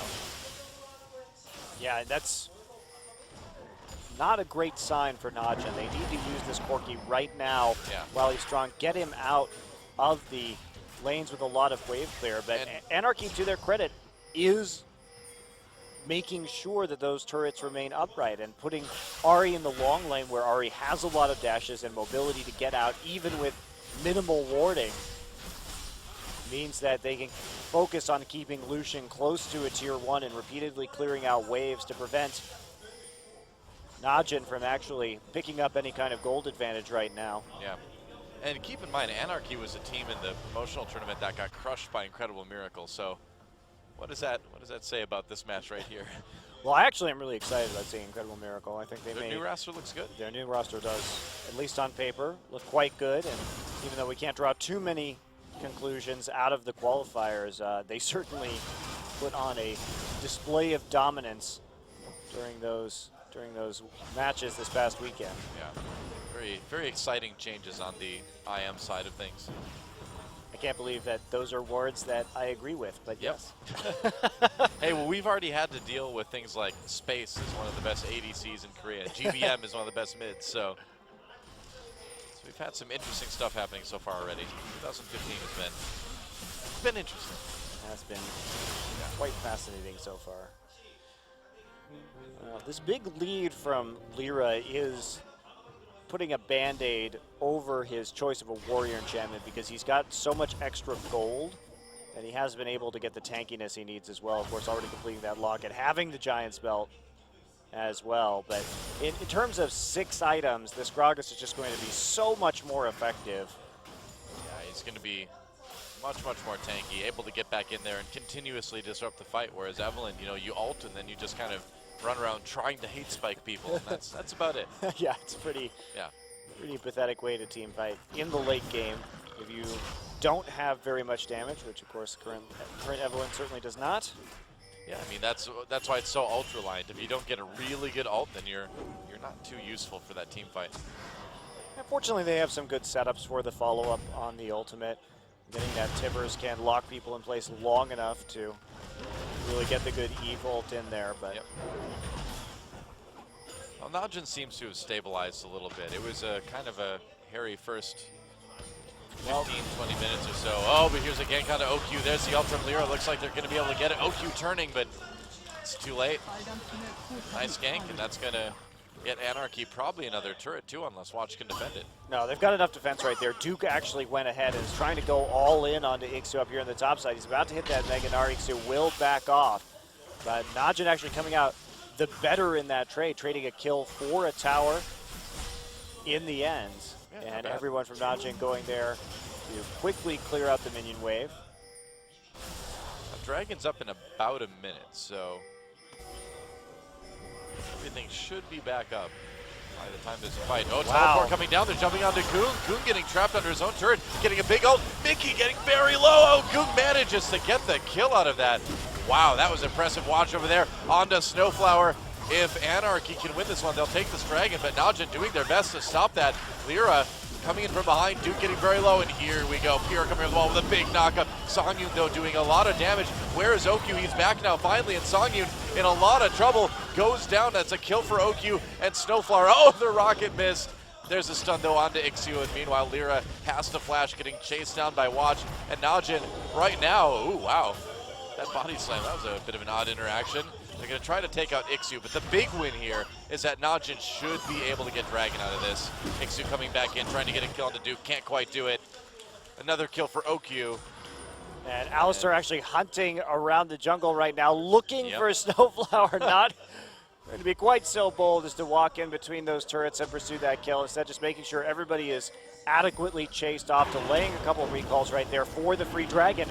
That's why you can't make some of these aggressive plays all the time. Yes, they see that OQ had just about respawned, and therefore it was going to be an advantageous situation potentially, as they could only see Goong sitting by himself under that turret, but everyone else from Najin able to collapse so very quickly after that kill onto Goong, and Goong playing out again, hitting another good ult on the Spirit Rush. That ult was incredible, actually. I think he got like a 4-man ult and killed Mickey because of it. Yeah, Goong's been doing a really good job with his Cassiopeia ults this game.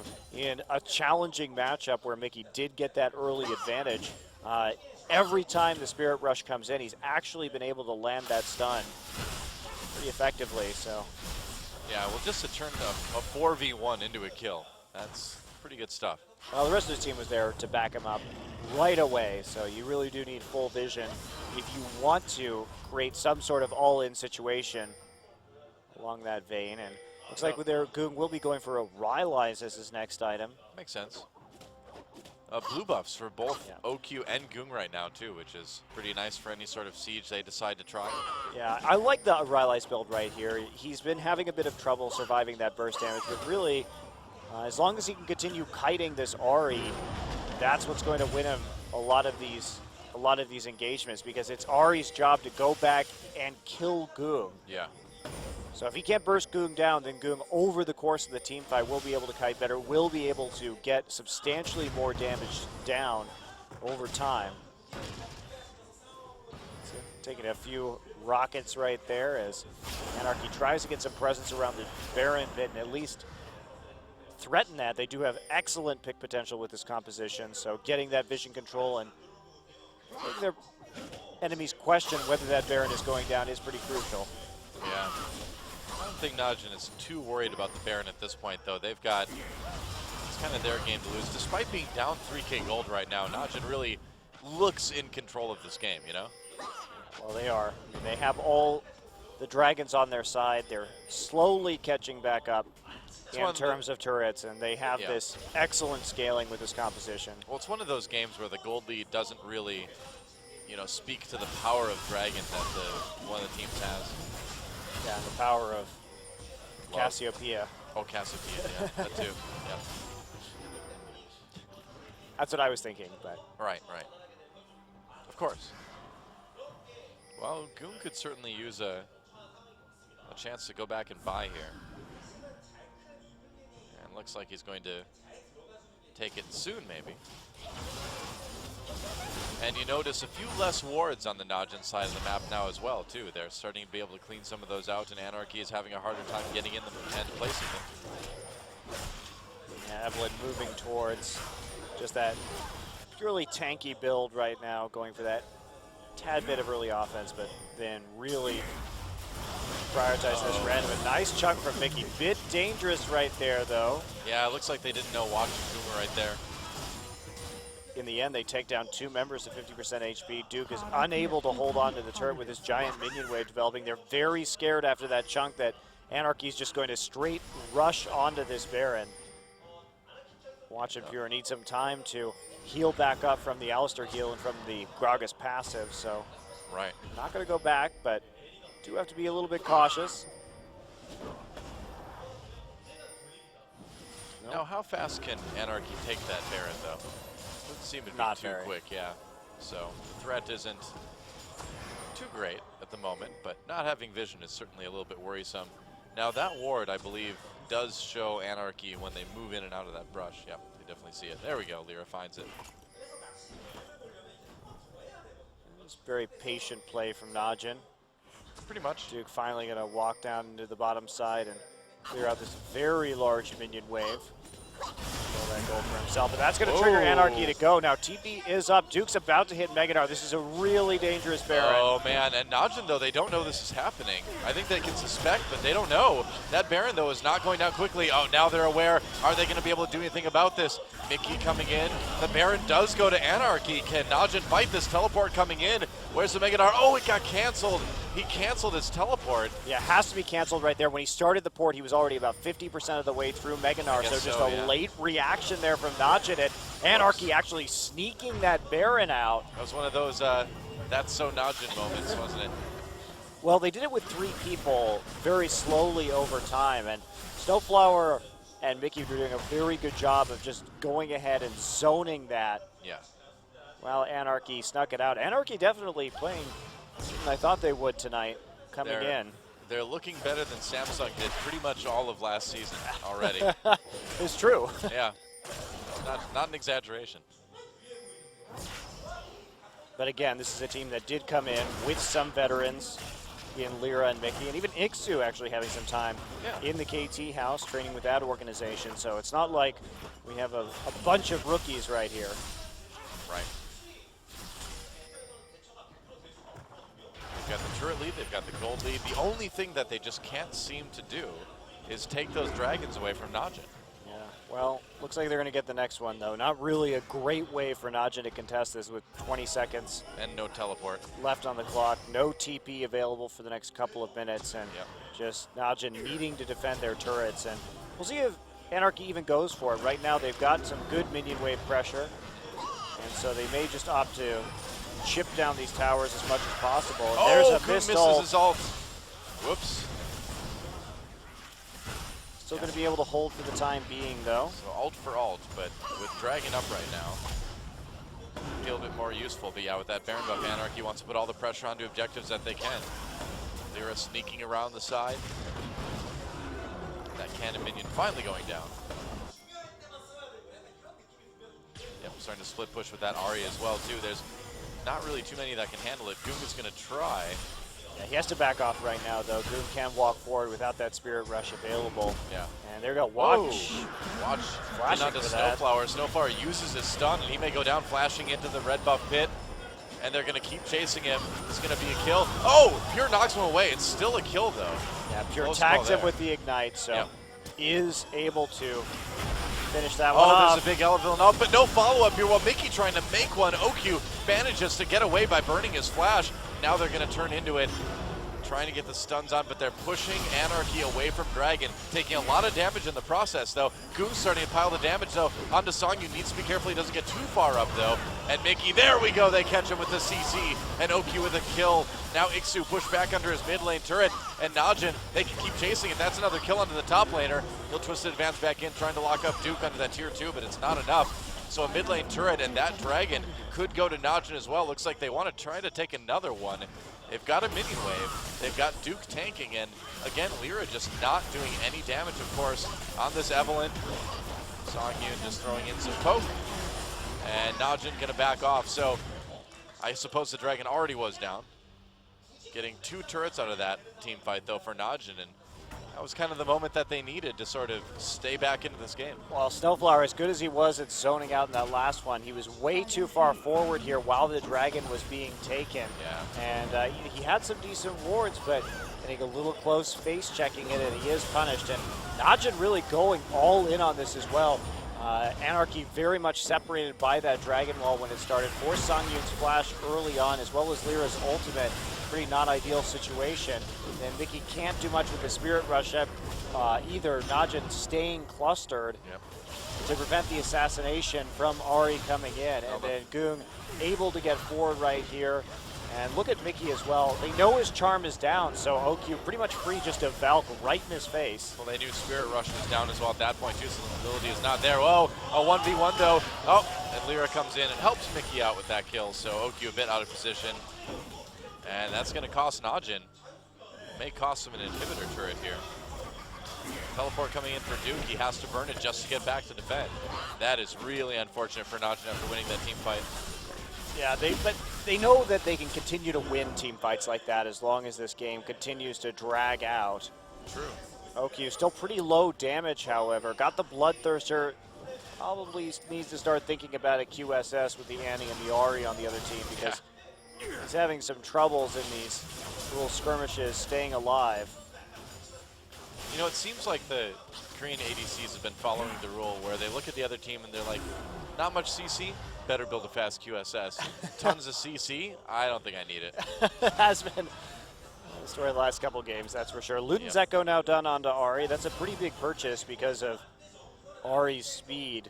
Bit surprised we didn't see that earlier. Of course, Mickey did opt to go for the Death Cap first instead of the Echo, which is generally a more common build on Ahri these days, considering she does refresh those procs pretty quickly with her movement and constant spell spam. So, of course, Mickey, pretty scary. Mickey's been playing well even from behind over the course of this series, showing that he is someone to be taken seriously here. Goon completing his Rylai's, of course. Now finally looking like he wants to build his first needlessly large rod item of the game. Yep. So the damage will start to pile up for Cassiopeia, and she already does a lot anyway. So as we get close to the late game, taking out Goong is going to have to be a main priority for Anarchy. Indeed it will. Well, Najin really wants control over this next Baron. They have the wards in their own jungle to back them up so far. Anarchy, not really with too many wards to lay down right here. As we hit the 30-second mark, they don't really have a great way. Ooh, close. Yep. Watch not too worried about those saplings. Baron up in 20, Dragon up in a minute 30. So the objectives are going to be what the fight is all about. Now, Anarchy managed to sneak the last one, but Najin seems to be much better prepared for just objective control in general at this point.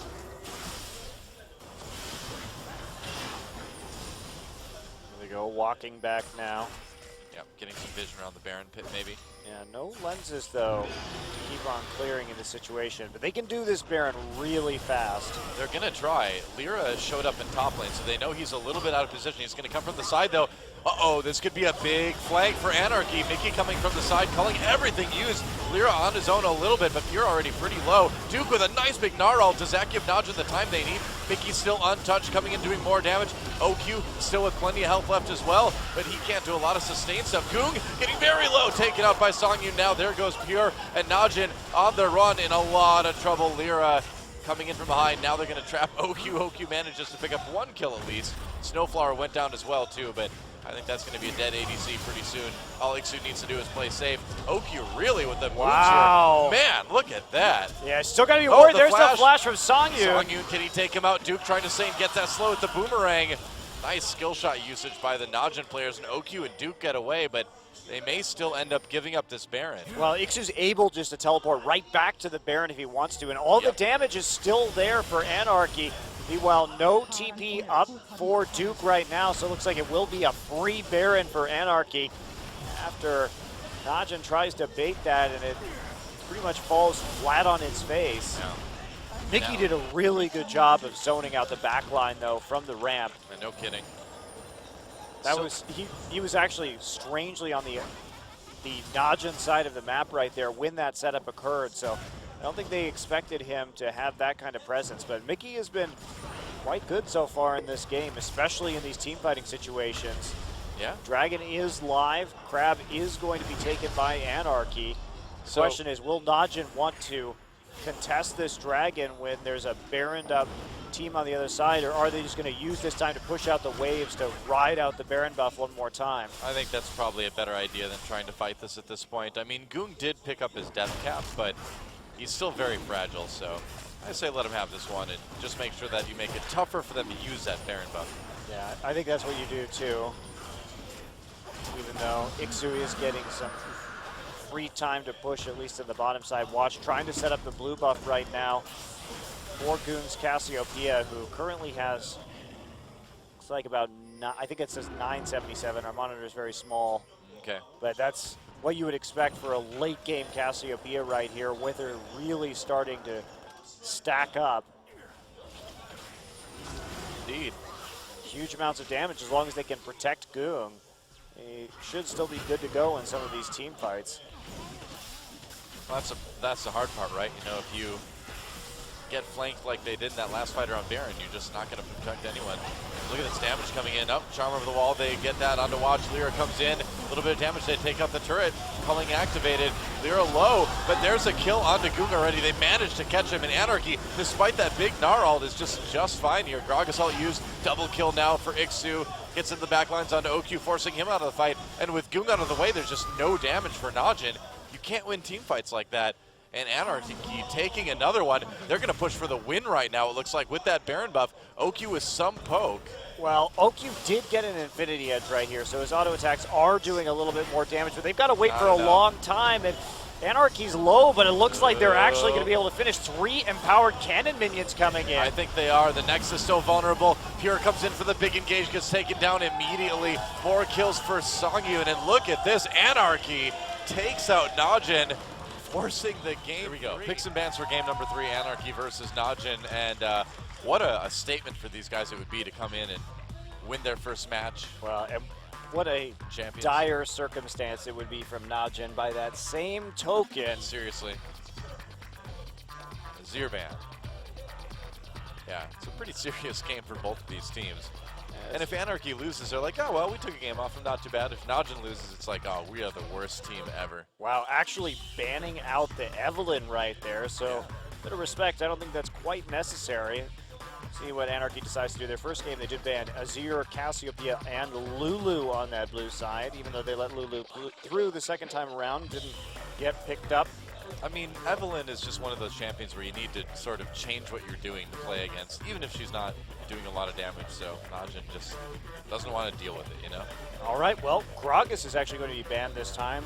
Take that away from Watch. We'll see what else he can do in terms of dealing with his champion pool. And his music keeps throwing me off so bad. It makes you want to, you know, bob your head. And it's just so different and so sudden. Do you want to get jiggy with it? Is that the idea here? That, I suppose that is the idea, though. I guess I do want to.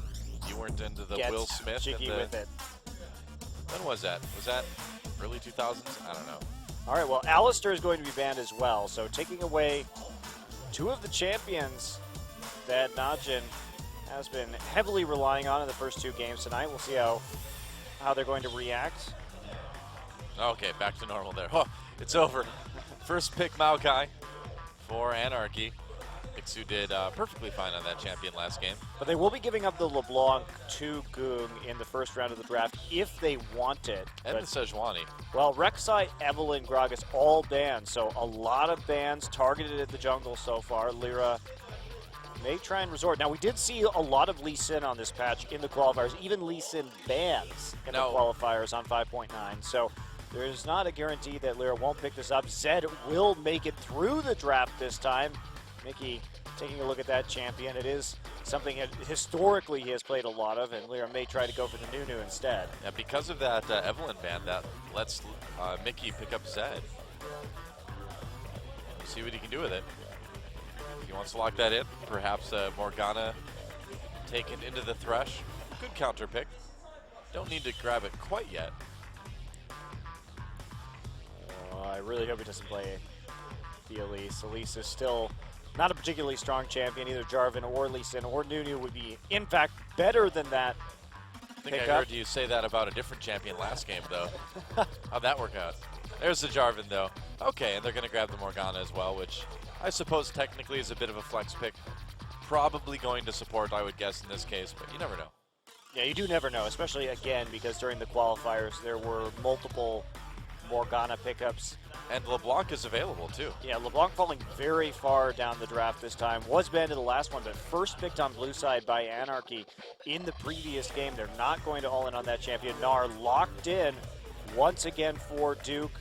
OQ will be taking the lane bully this time around. Tired of being on the losing end of some of these 2v2 matchups, and so he'll grab the Lucian.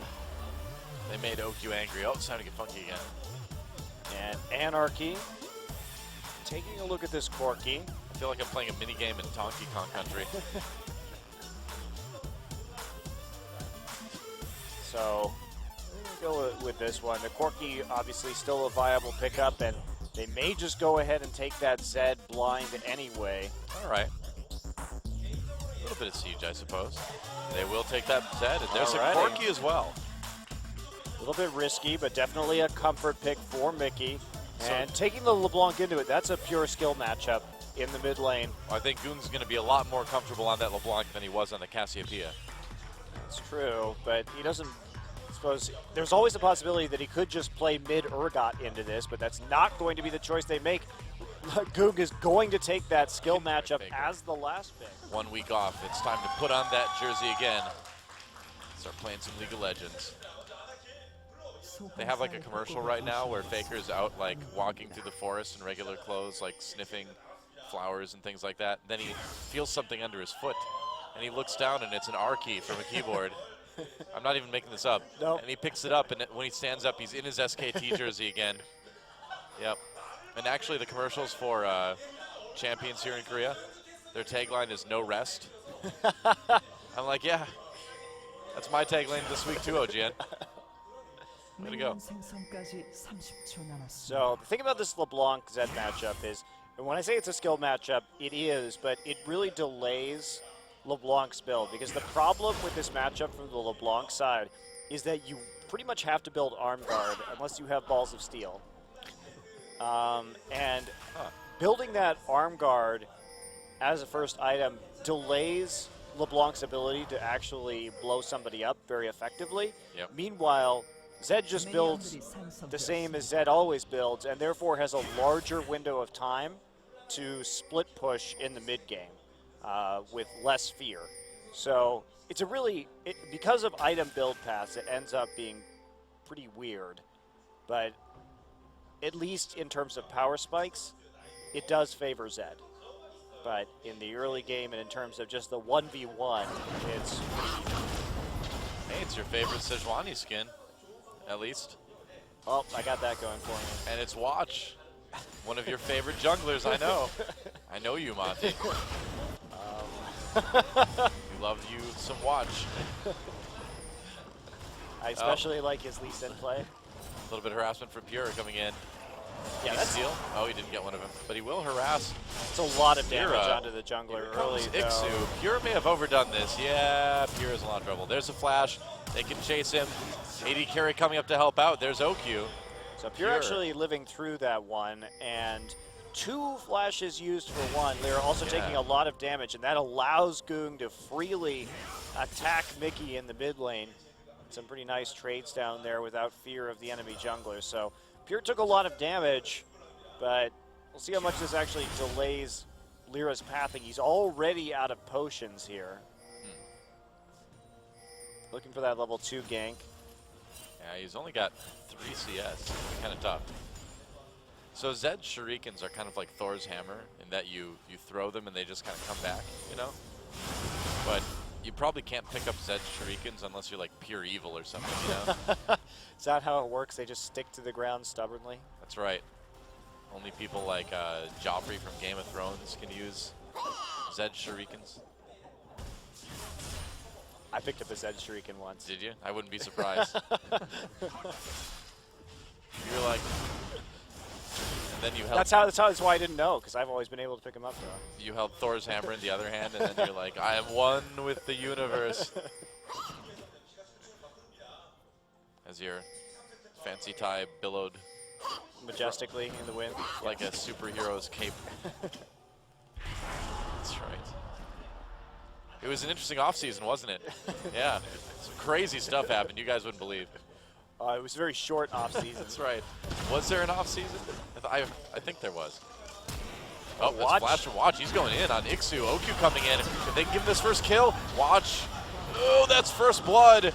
Going to OQ. Pretty nice. Using that summoner heal to keep his top laner alive, to keep his jungler alive. Meanwhile, action in the mid lane.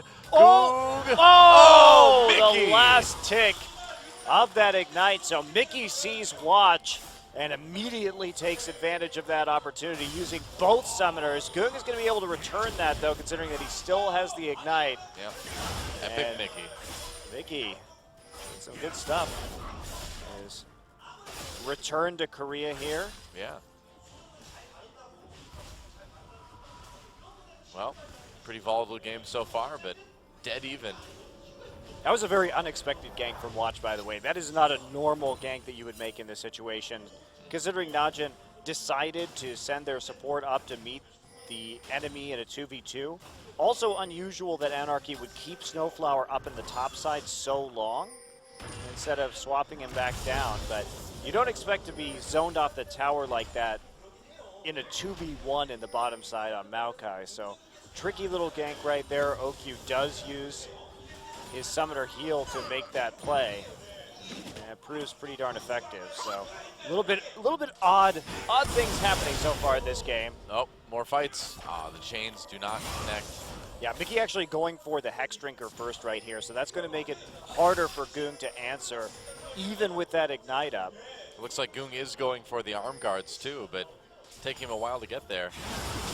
Mickey having a big edge there. Wow, already putting a real good amount of damage onto this LeBlanc. Yeah, this is why I was a little skeptical about picking this LeBlanc. I mean, if you just think about Najin's strategy going here, this doesn't really make sense.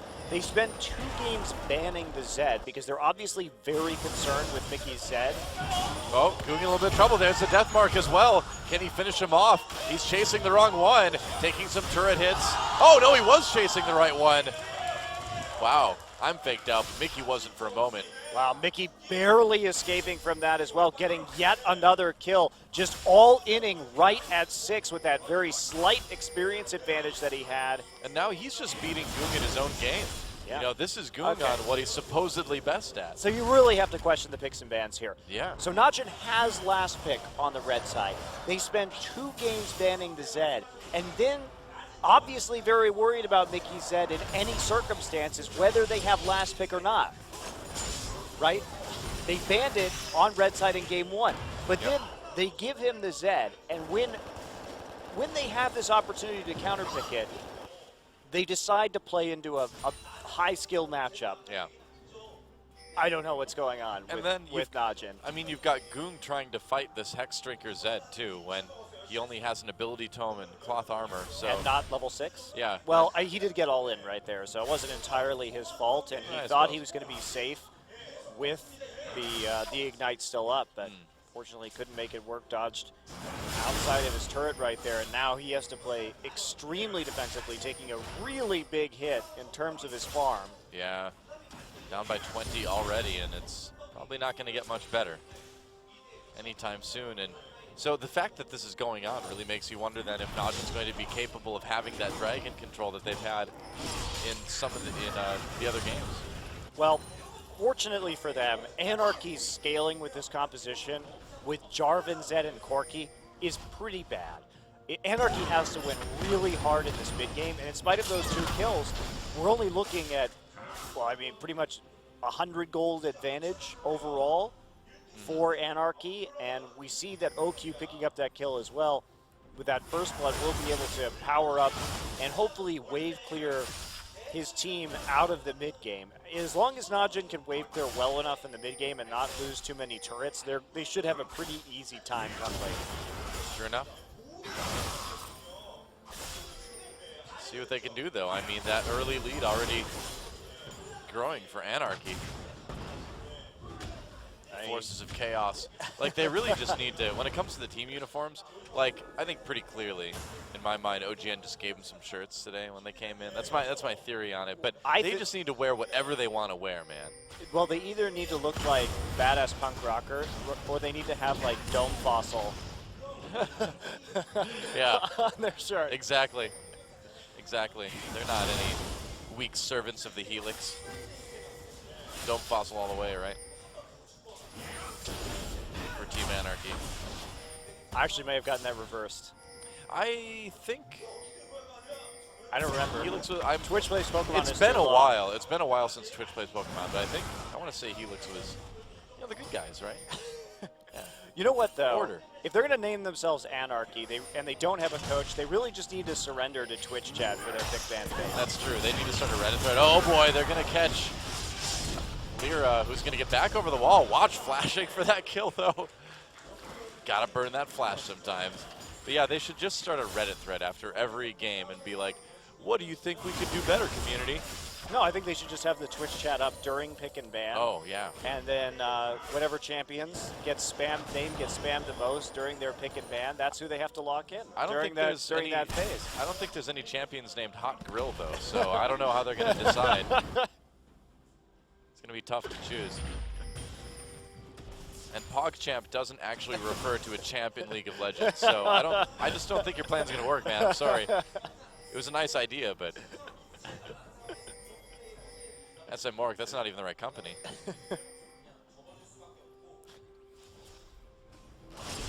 Kappa. Well, it's been an action-packed game so far, but Anarchy.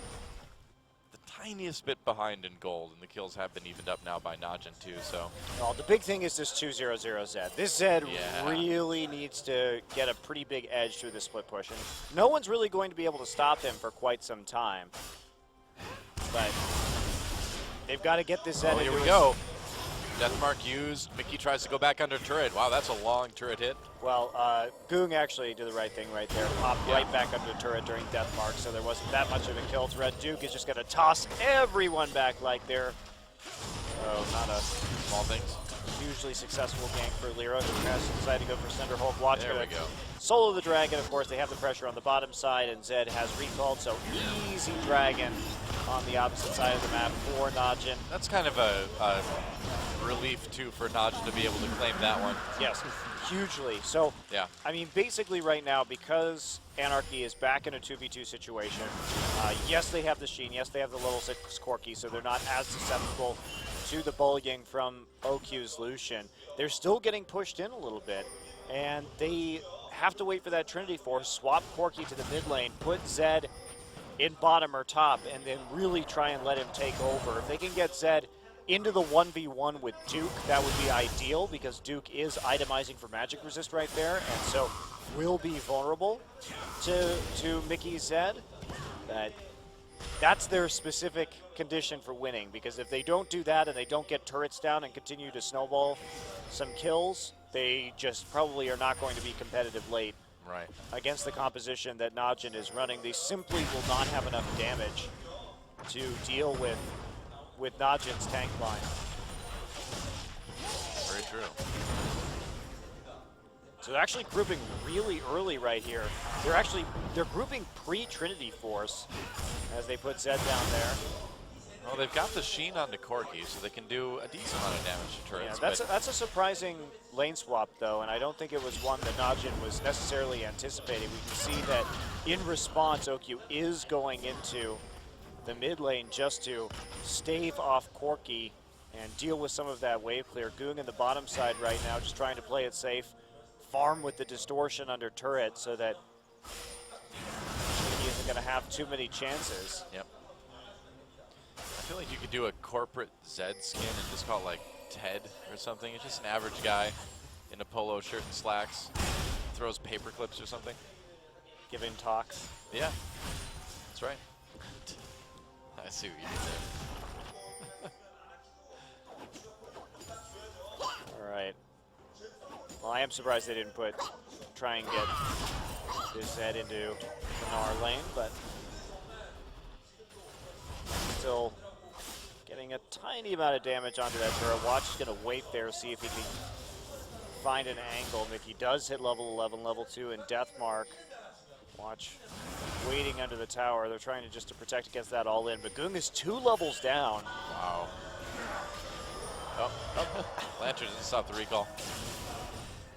And this Corki still struggling right here.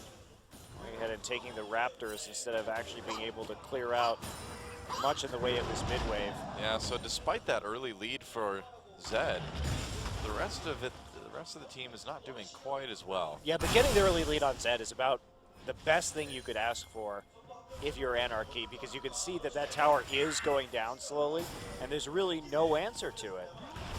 From the Najin side, they don't have a good way to deal with a Fed Zed or on this team quite yet. Yep. And they can't 2v1 the Zed either without the risk of losing that mid turret. So here's the moment of truth. Trinity Force is now complete. Can they do something here? You can see Snowflower just walking through, getting some deep wards in, and trying to put down some damage onto the turret. Now, if they can get Maokai into the long lane here after taking down the turret, that would be ideal. Duke still having his way on the top side of the map. Yep, they've got Songyun in the middle now, getting a decent amount of CS. Now, they gave away the blue buff, but it's going to cost them even more damage onto the turrets from the minions right here. Bit surprised that Mickey isn't playing this more aggressively. He has the deep wards that were just placed in there by Morgana. He could take out this turret. He should be able to. Yep, oh, there's a death mark down onto Goong. Oh, Mickey may have made a bit of a mistake. He didn't finish off the turret. He just used his ult and then kind of walked around. Meanwhile, Najin is going to be able to take the, or going to lose the mid lane turret perhaps. Yep, they will indeed. Flash from Mickey. Najin not able to catch him, and they give up mid at the same time. That was a bit of an awkward series of events across the board, wasn't it? Yeah, I really feel like Mickey could have autoed that turret a couple more times while Goong was overdoing blue pretty safely. Yeah. And they could have taken out both tier 1s. Instead, Mickey beats a hasty retreat, and now they lose some damage onto their tier 1 on the bottom side. Well, Lyra's going to have a hard time defending this turret against OQ. OQ already has this Infinity Edge as well, too. And so they can't quite take the turret out. Oops, OQ taking a lot of damage. They will get bottom. Wow, that's a huge answer from Najin right there as they maintain that gold lead. This is a pretty good situation for them as Mickey takes a bit of a detour just to get the blue buff right here. Now they swap Maokai in there to finish off this tower. Zed is going to head into the top side. So Duke has managed to keep a pretty nice CS lead and top throughout all of this as well too, but he might get dove here. Pierce coming up to help him out. Yeah, great lantern. Just get him out of there immediately. You can't save him or the turret in that situation. He will get dove with just the magic resist items, and Goong at the same time is getting some autos down onto mid. So 2-to-1 turrets. I heard both the Anarchy fans in the audience clapping there. Although they're going to have more after today. definitely will. So tower's going down. 3-to-1. All outers finally down for Anarchy. So this is the point where it becomes really difficult to play Zed in the current meta because you have to continue to get towers or you can't team fight. If you're playing Zed, you need to get a huge advantage off of split pushing. And that is just so difficult to do because you're never going to take a solo inhibitor against a team unless they make a huge mistake. Right. And you can't team fight very effectively as Zed unless you have a large edge. But getting that edge after the outer ring of turrets goes down is the main quandary, and that's why we see so many teams that pick Zed sort of stall out here in the mid game and fall off in terms of their effectiveness. Well, Najin looking for a chance to shine here near Dragon. Goong not able to put too much damage onto Lyra, but Najin's going to activate that Dragon. They're going to go for it. Iksu Songyun trying to poke here. Oh, mostly Songyun. Can't really poke too much. Meganar is almost down right now. This is the best time for Najin to fight. Yeah, but Dragon's up. Looks like they might just need to give this one up. They will. Yeah, they couldn't keep on going right there without the Meganar available. Mickey was in the mid lane, putting pressure down onto the tier 2. They lost some minions into the tower right there, and Duke still trying to push up and take out the tier 1. Meanwhile, here comes Righteous Glory. Sue pops it. They just want the turret. Here comes the teleport. Goong going in for a little bit of damage. Watch it. Pure chasing. OQ following behind. Goong missed the chains. He wasn't able to lock down Iksu here. Songyun takes some damage. Oh, Pure. they missed the death sentence. Yep. Duke is Meganar, but he's really not anywhere near the team unless he decides to like flash ult or something. Yeah, I don't think Najin wants to engage that. TP advantage for Iksu right now. Now Duke did force them to lose a couple waves of experience at the top side just by pushing it up right before he came in. And they saved their tier 2 for it, but ultimately not really worth it just for the teleport, even though Duke continues to stress that CS lead. It's okay, as long as they hold on to the objectives and Duke continues to get tankier and tankier and tankier, Najin is in a good position. Well, Denmark on a Pure. He's in a lot of trouble here. Pure was not looking at his screen when that happened. I don't think so, no. He sort of sat there for the first half of Deathmark, so easy kill for Mickey. Yep. I think Pure wasn't looking and then he was like, oh, well, Flay, I guess. What do you do? You die. Zed is in a very good position right now. Mickey is just going to calmly TP back. Yep. Great wards again from Anarchy. Anarchy is certainly playing a little bit higher of a level of play in their first match than we've seen from a lot of the newer squads in Korea this year. It's looking pretty good. They're looking better than Samsung did last year. They're looking better than I am, at least for this first match anyway. They get the flash out of Snowflower. Meanwhile, Najin is looking as delightfully inconsistent as ever. They are so Najin. That's so knowledge, or Najin. I don't even know what words I'm saying anymore. We've reached that point. We've got a whole nother best of 3 guys coming up. Flash out of the Cataclysm from Pure. Oh. Wow. That blue buff is all Mickey's. Well, nobody can tangle with Mickey right now. No. And no one's going to be able to tangle with him for the next little while. I mean, again, this said, once he reaches the late game, once the QSS comes in onto OQ, it becomes problematic. But until that happens, and here we go. Oh, death mark on OQ. He gets caught over the wall with the lantern. Looks like he'll live through it for now. Meanwhile, Goon getting in the back line onto Snowflower. Oh, goodbye, Pure. Meanwhile, Duke coming from the side, but it's a little bit too late. Anarchy already in a good position in this fight. They're going to take out this mid lane turret. Another team fight won, 1 for 2. Harry's just getting bursted down too early for Najin to really fight this. Well, everyone was separated right there. That's the kind of fight that Anarchy wants. I mean, Watch was on the side. They pushed him out from under the turret. Now Mickey getting low. Chains activate. Can they finish him off? Not that quite. That was a bold dash forward. Whoa, flash for OQ. OQ. Duke comes in. He becomes Meganar right now. Dies. Mega dead. Well, Duke has a build with very little armor at this point. He's prioritized that magic resist pretty heavily, and that's more kills onto Mickey. This is really what Anarchy needs.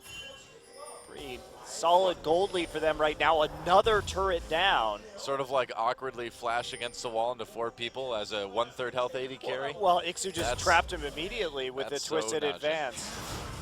Yep. And there you go. Mickey hits his 3rd core item right now before Goong really has much of anything at all.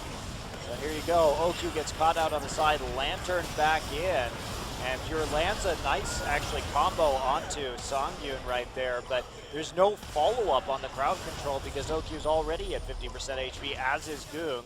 Duke's in on the side, but there's the tower going down. Just look at the chain of events from this point forward. So Duke not really close to getting back into that Meganar, and we don't get to see OQ recklessly flashing forward. Yep. They're really not respecting at all the cooldown on that twisted advance. Now Goong still struggling right now, does have the Morellonomicon, but still waiting to finish out that gold on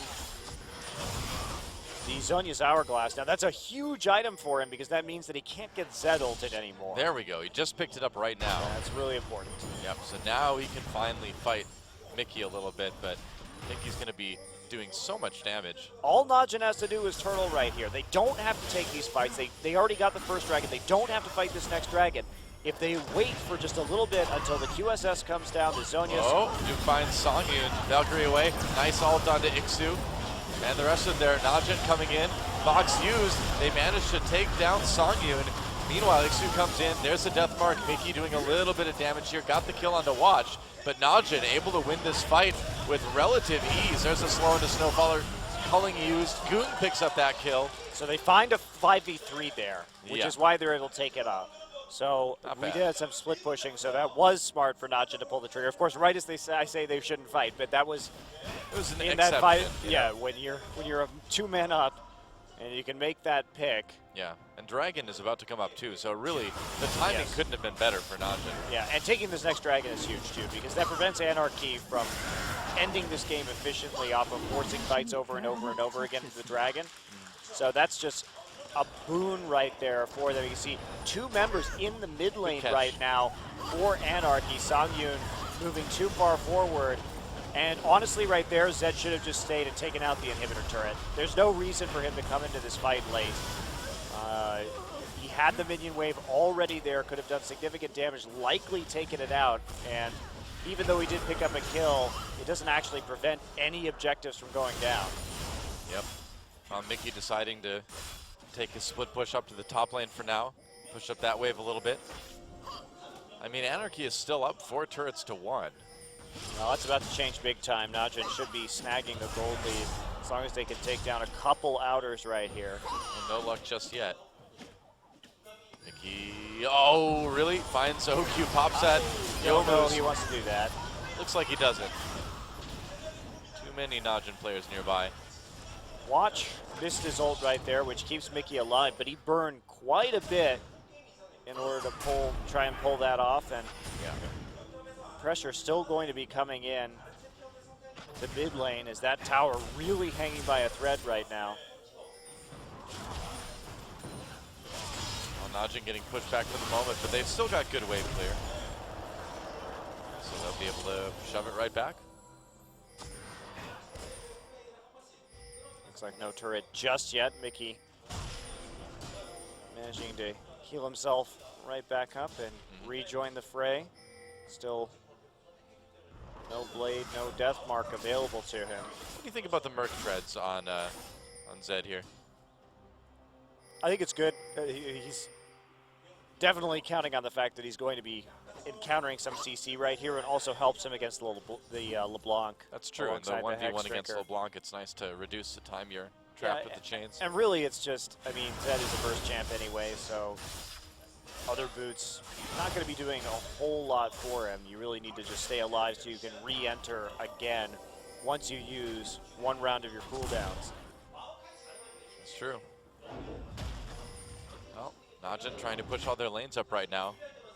Still just one turret. Oh, death mark on Nagoon, but Mickey has to run away. They've been doing a pretty good job of sticking together for now and not giving Mickey those 1v1s he's been looking for throughout the earlier parts of the game. Okay. Well, yeah. Pressure's still on Najin, though. Yeah, Ixu has actually been doing a pretty good job of split pushing tonight overall. And you know, one of the things that's been standing out is Najin's side wave control has been absolutely abysmal tonight. It seems like the pressure's constantly on them. Anarchy is controlling the tempo of the game much better. Here we go. You can see that Dark Binding, they ult Ixu here. Deathmark coming in the back lines. And will they get the kill? Watch, yeah, manages to take down Ixu. Mega Gnar now gets a stun onto Songyun right away. Big Gnar ult onto Mickey and Songyun. There goes the ADC. Mickey on the run. Goodbye support. Snowflower taken down. And so far, nobody dead on Najin just yet. Duke chasing. And it looks like Najin able to win that fight. Yeah, the question is, can they take anything off of it, though? Because all of their lanes are, again, pushed right back up. Yep. They haven't been able to take down this mid lane, even tier 1 yet, and Najin has been struggling with this. These tier 1s from Anarchy have been staying up for a shockingly long time this evening. You know, I wonder if this really exposes a weakness early on for Najin that other teams can exploit, too, if they see Najin struggling so much. I don't think that Mickey's going to find an opportunity here. Oh, Goon might find one, though. Gets the chains, and there's a stun. Looks like they'll be able to take him out. Deathmark down onto Duke. Wow, Mickey manages to make it out, but they're still going to lose the turret. So a win for Najin overall. 2 minutes until Dragon. Najin finally taking the gold lead, I believe, for more or less the first time in this game. So there's the QSS onto OQ right now. Now, in game 1, I wasn't that impressed with his QSS mechanics on the Vayne. He was actually pretty late on QSSing a lot of the stuns that were coming in. But see what he can do with it this time around. Pretty simple to QSS a death mark off of you after it goes down. So, but now Mickey is in big trouble. Zonias are done. Randuin's Frozen Heart, QSS. Who do you really death mark right now? Pure is your only good option left. And even using your combo and taking out Pure doesn't do a whole lot because Thresh is going to have the box down. Ideally, have already done all he needs to do in the fight anyway. Yeah. Be a bit tricky, so. Dragon in a minute. Najin looking pretty firmly in control of this game. Thornmail also done for Duke as well. That is. Yeah. And really the damage from Anarchy, not there. Trinity Force, Bloodthirster. Lots and lots of armor, but no Last Whisper. Oh, there we go. They're trying to make a play onto Lyra here. Black Shield helps him out quite a bit. Nice force of the TP from Najin. They got some poke damage down as well, so even more of an advantage for them. Anarchy really wants to fight this dragon, but I'm just not sure they have the presence to do it. Right before it starts, OQ will back off and grab a red buff for himself.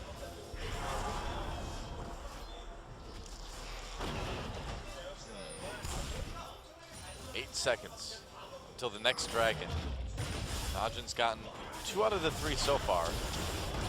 Always seeming to manage to just barely find a way. Ultimate hits Mickey and Ixu as well too, but not a lot of immediate follow-up. There's a flay.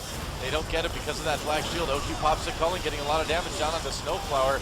And there's Pure getting taken out. Zed did find his mark for death. Zony is used for Goong as he gets out of that fight. Still gets the chains off at the very end. Ixu in the backlines making a lot of plays here that are letting Anarchy come through this fight. Valkyrie over the wall, and there's a double kill already for Songyun.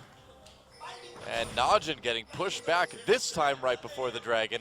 Now they took that fight, but Duke wasn't anywhere close to having his Mega Gnar form yet. They thought they could hit a good ult, but they actually focused Ixu instead of Mickey, even though both of them were hit by the Glacial Prison. And Ixu actually manages to make it out alive in that circumstance as well.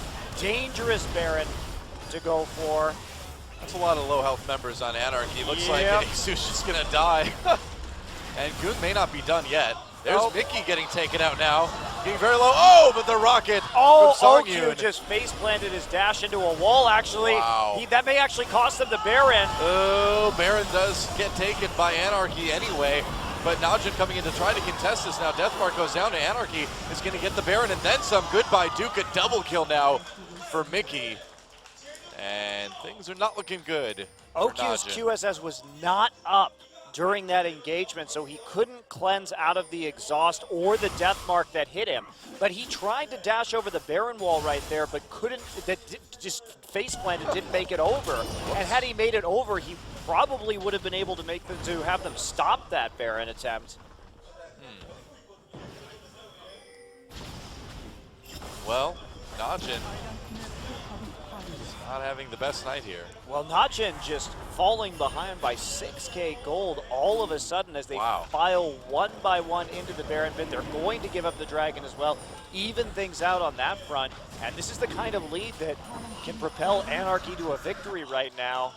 It certainly Mickey is absolutely huge. He has 100% kill contribution on his team so far.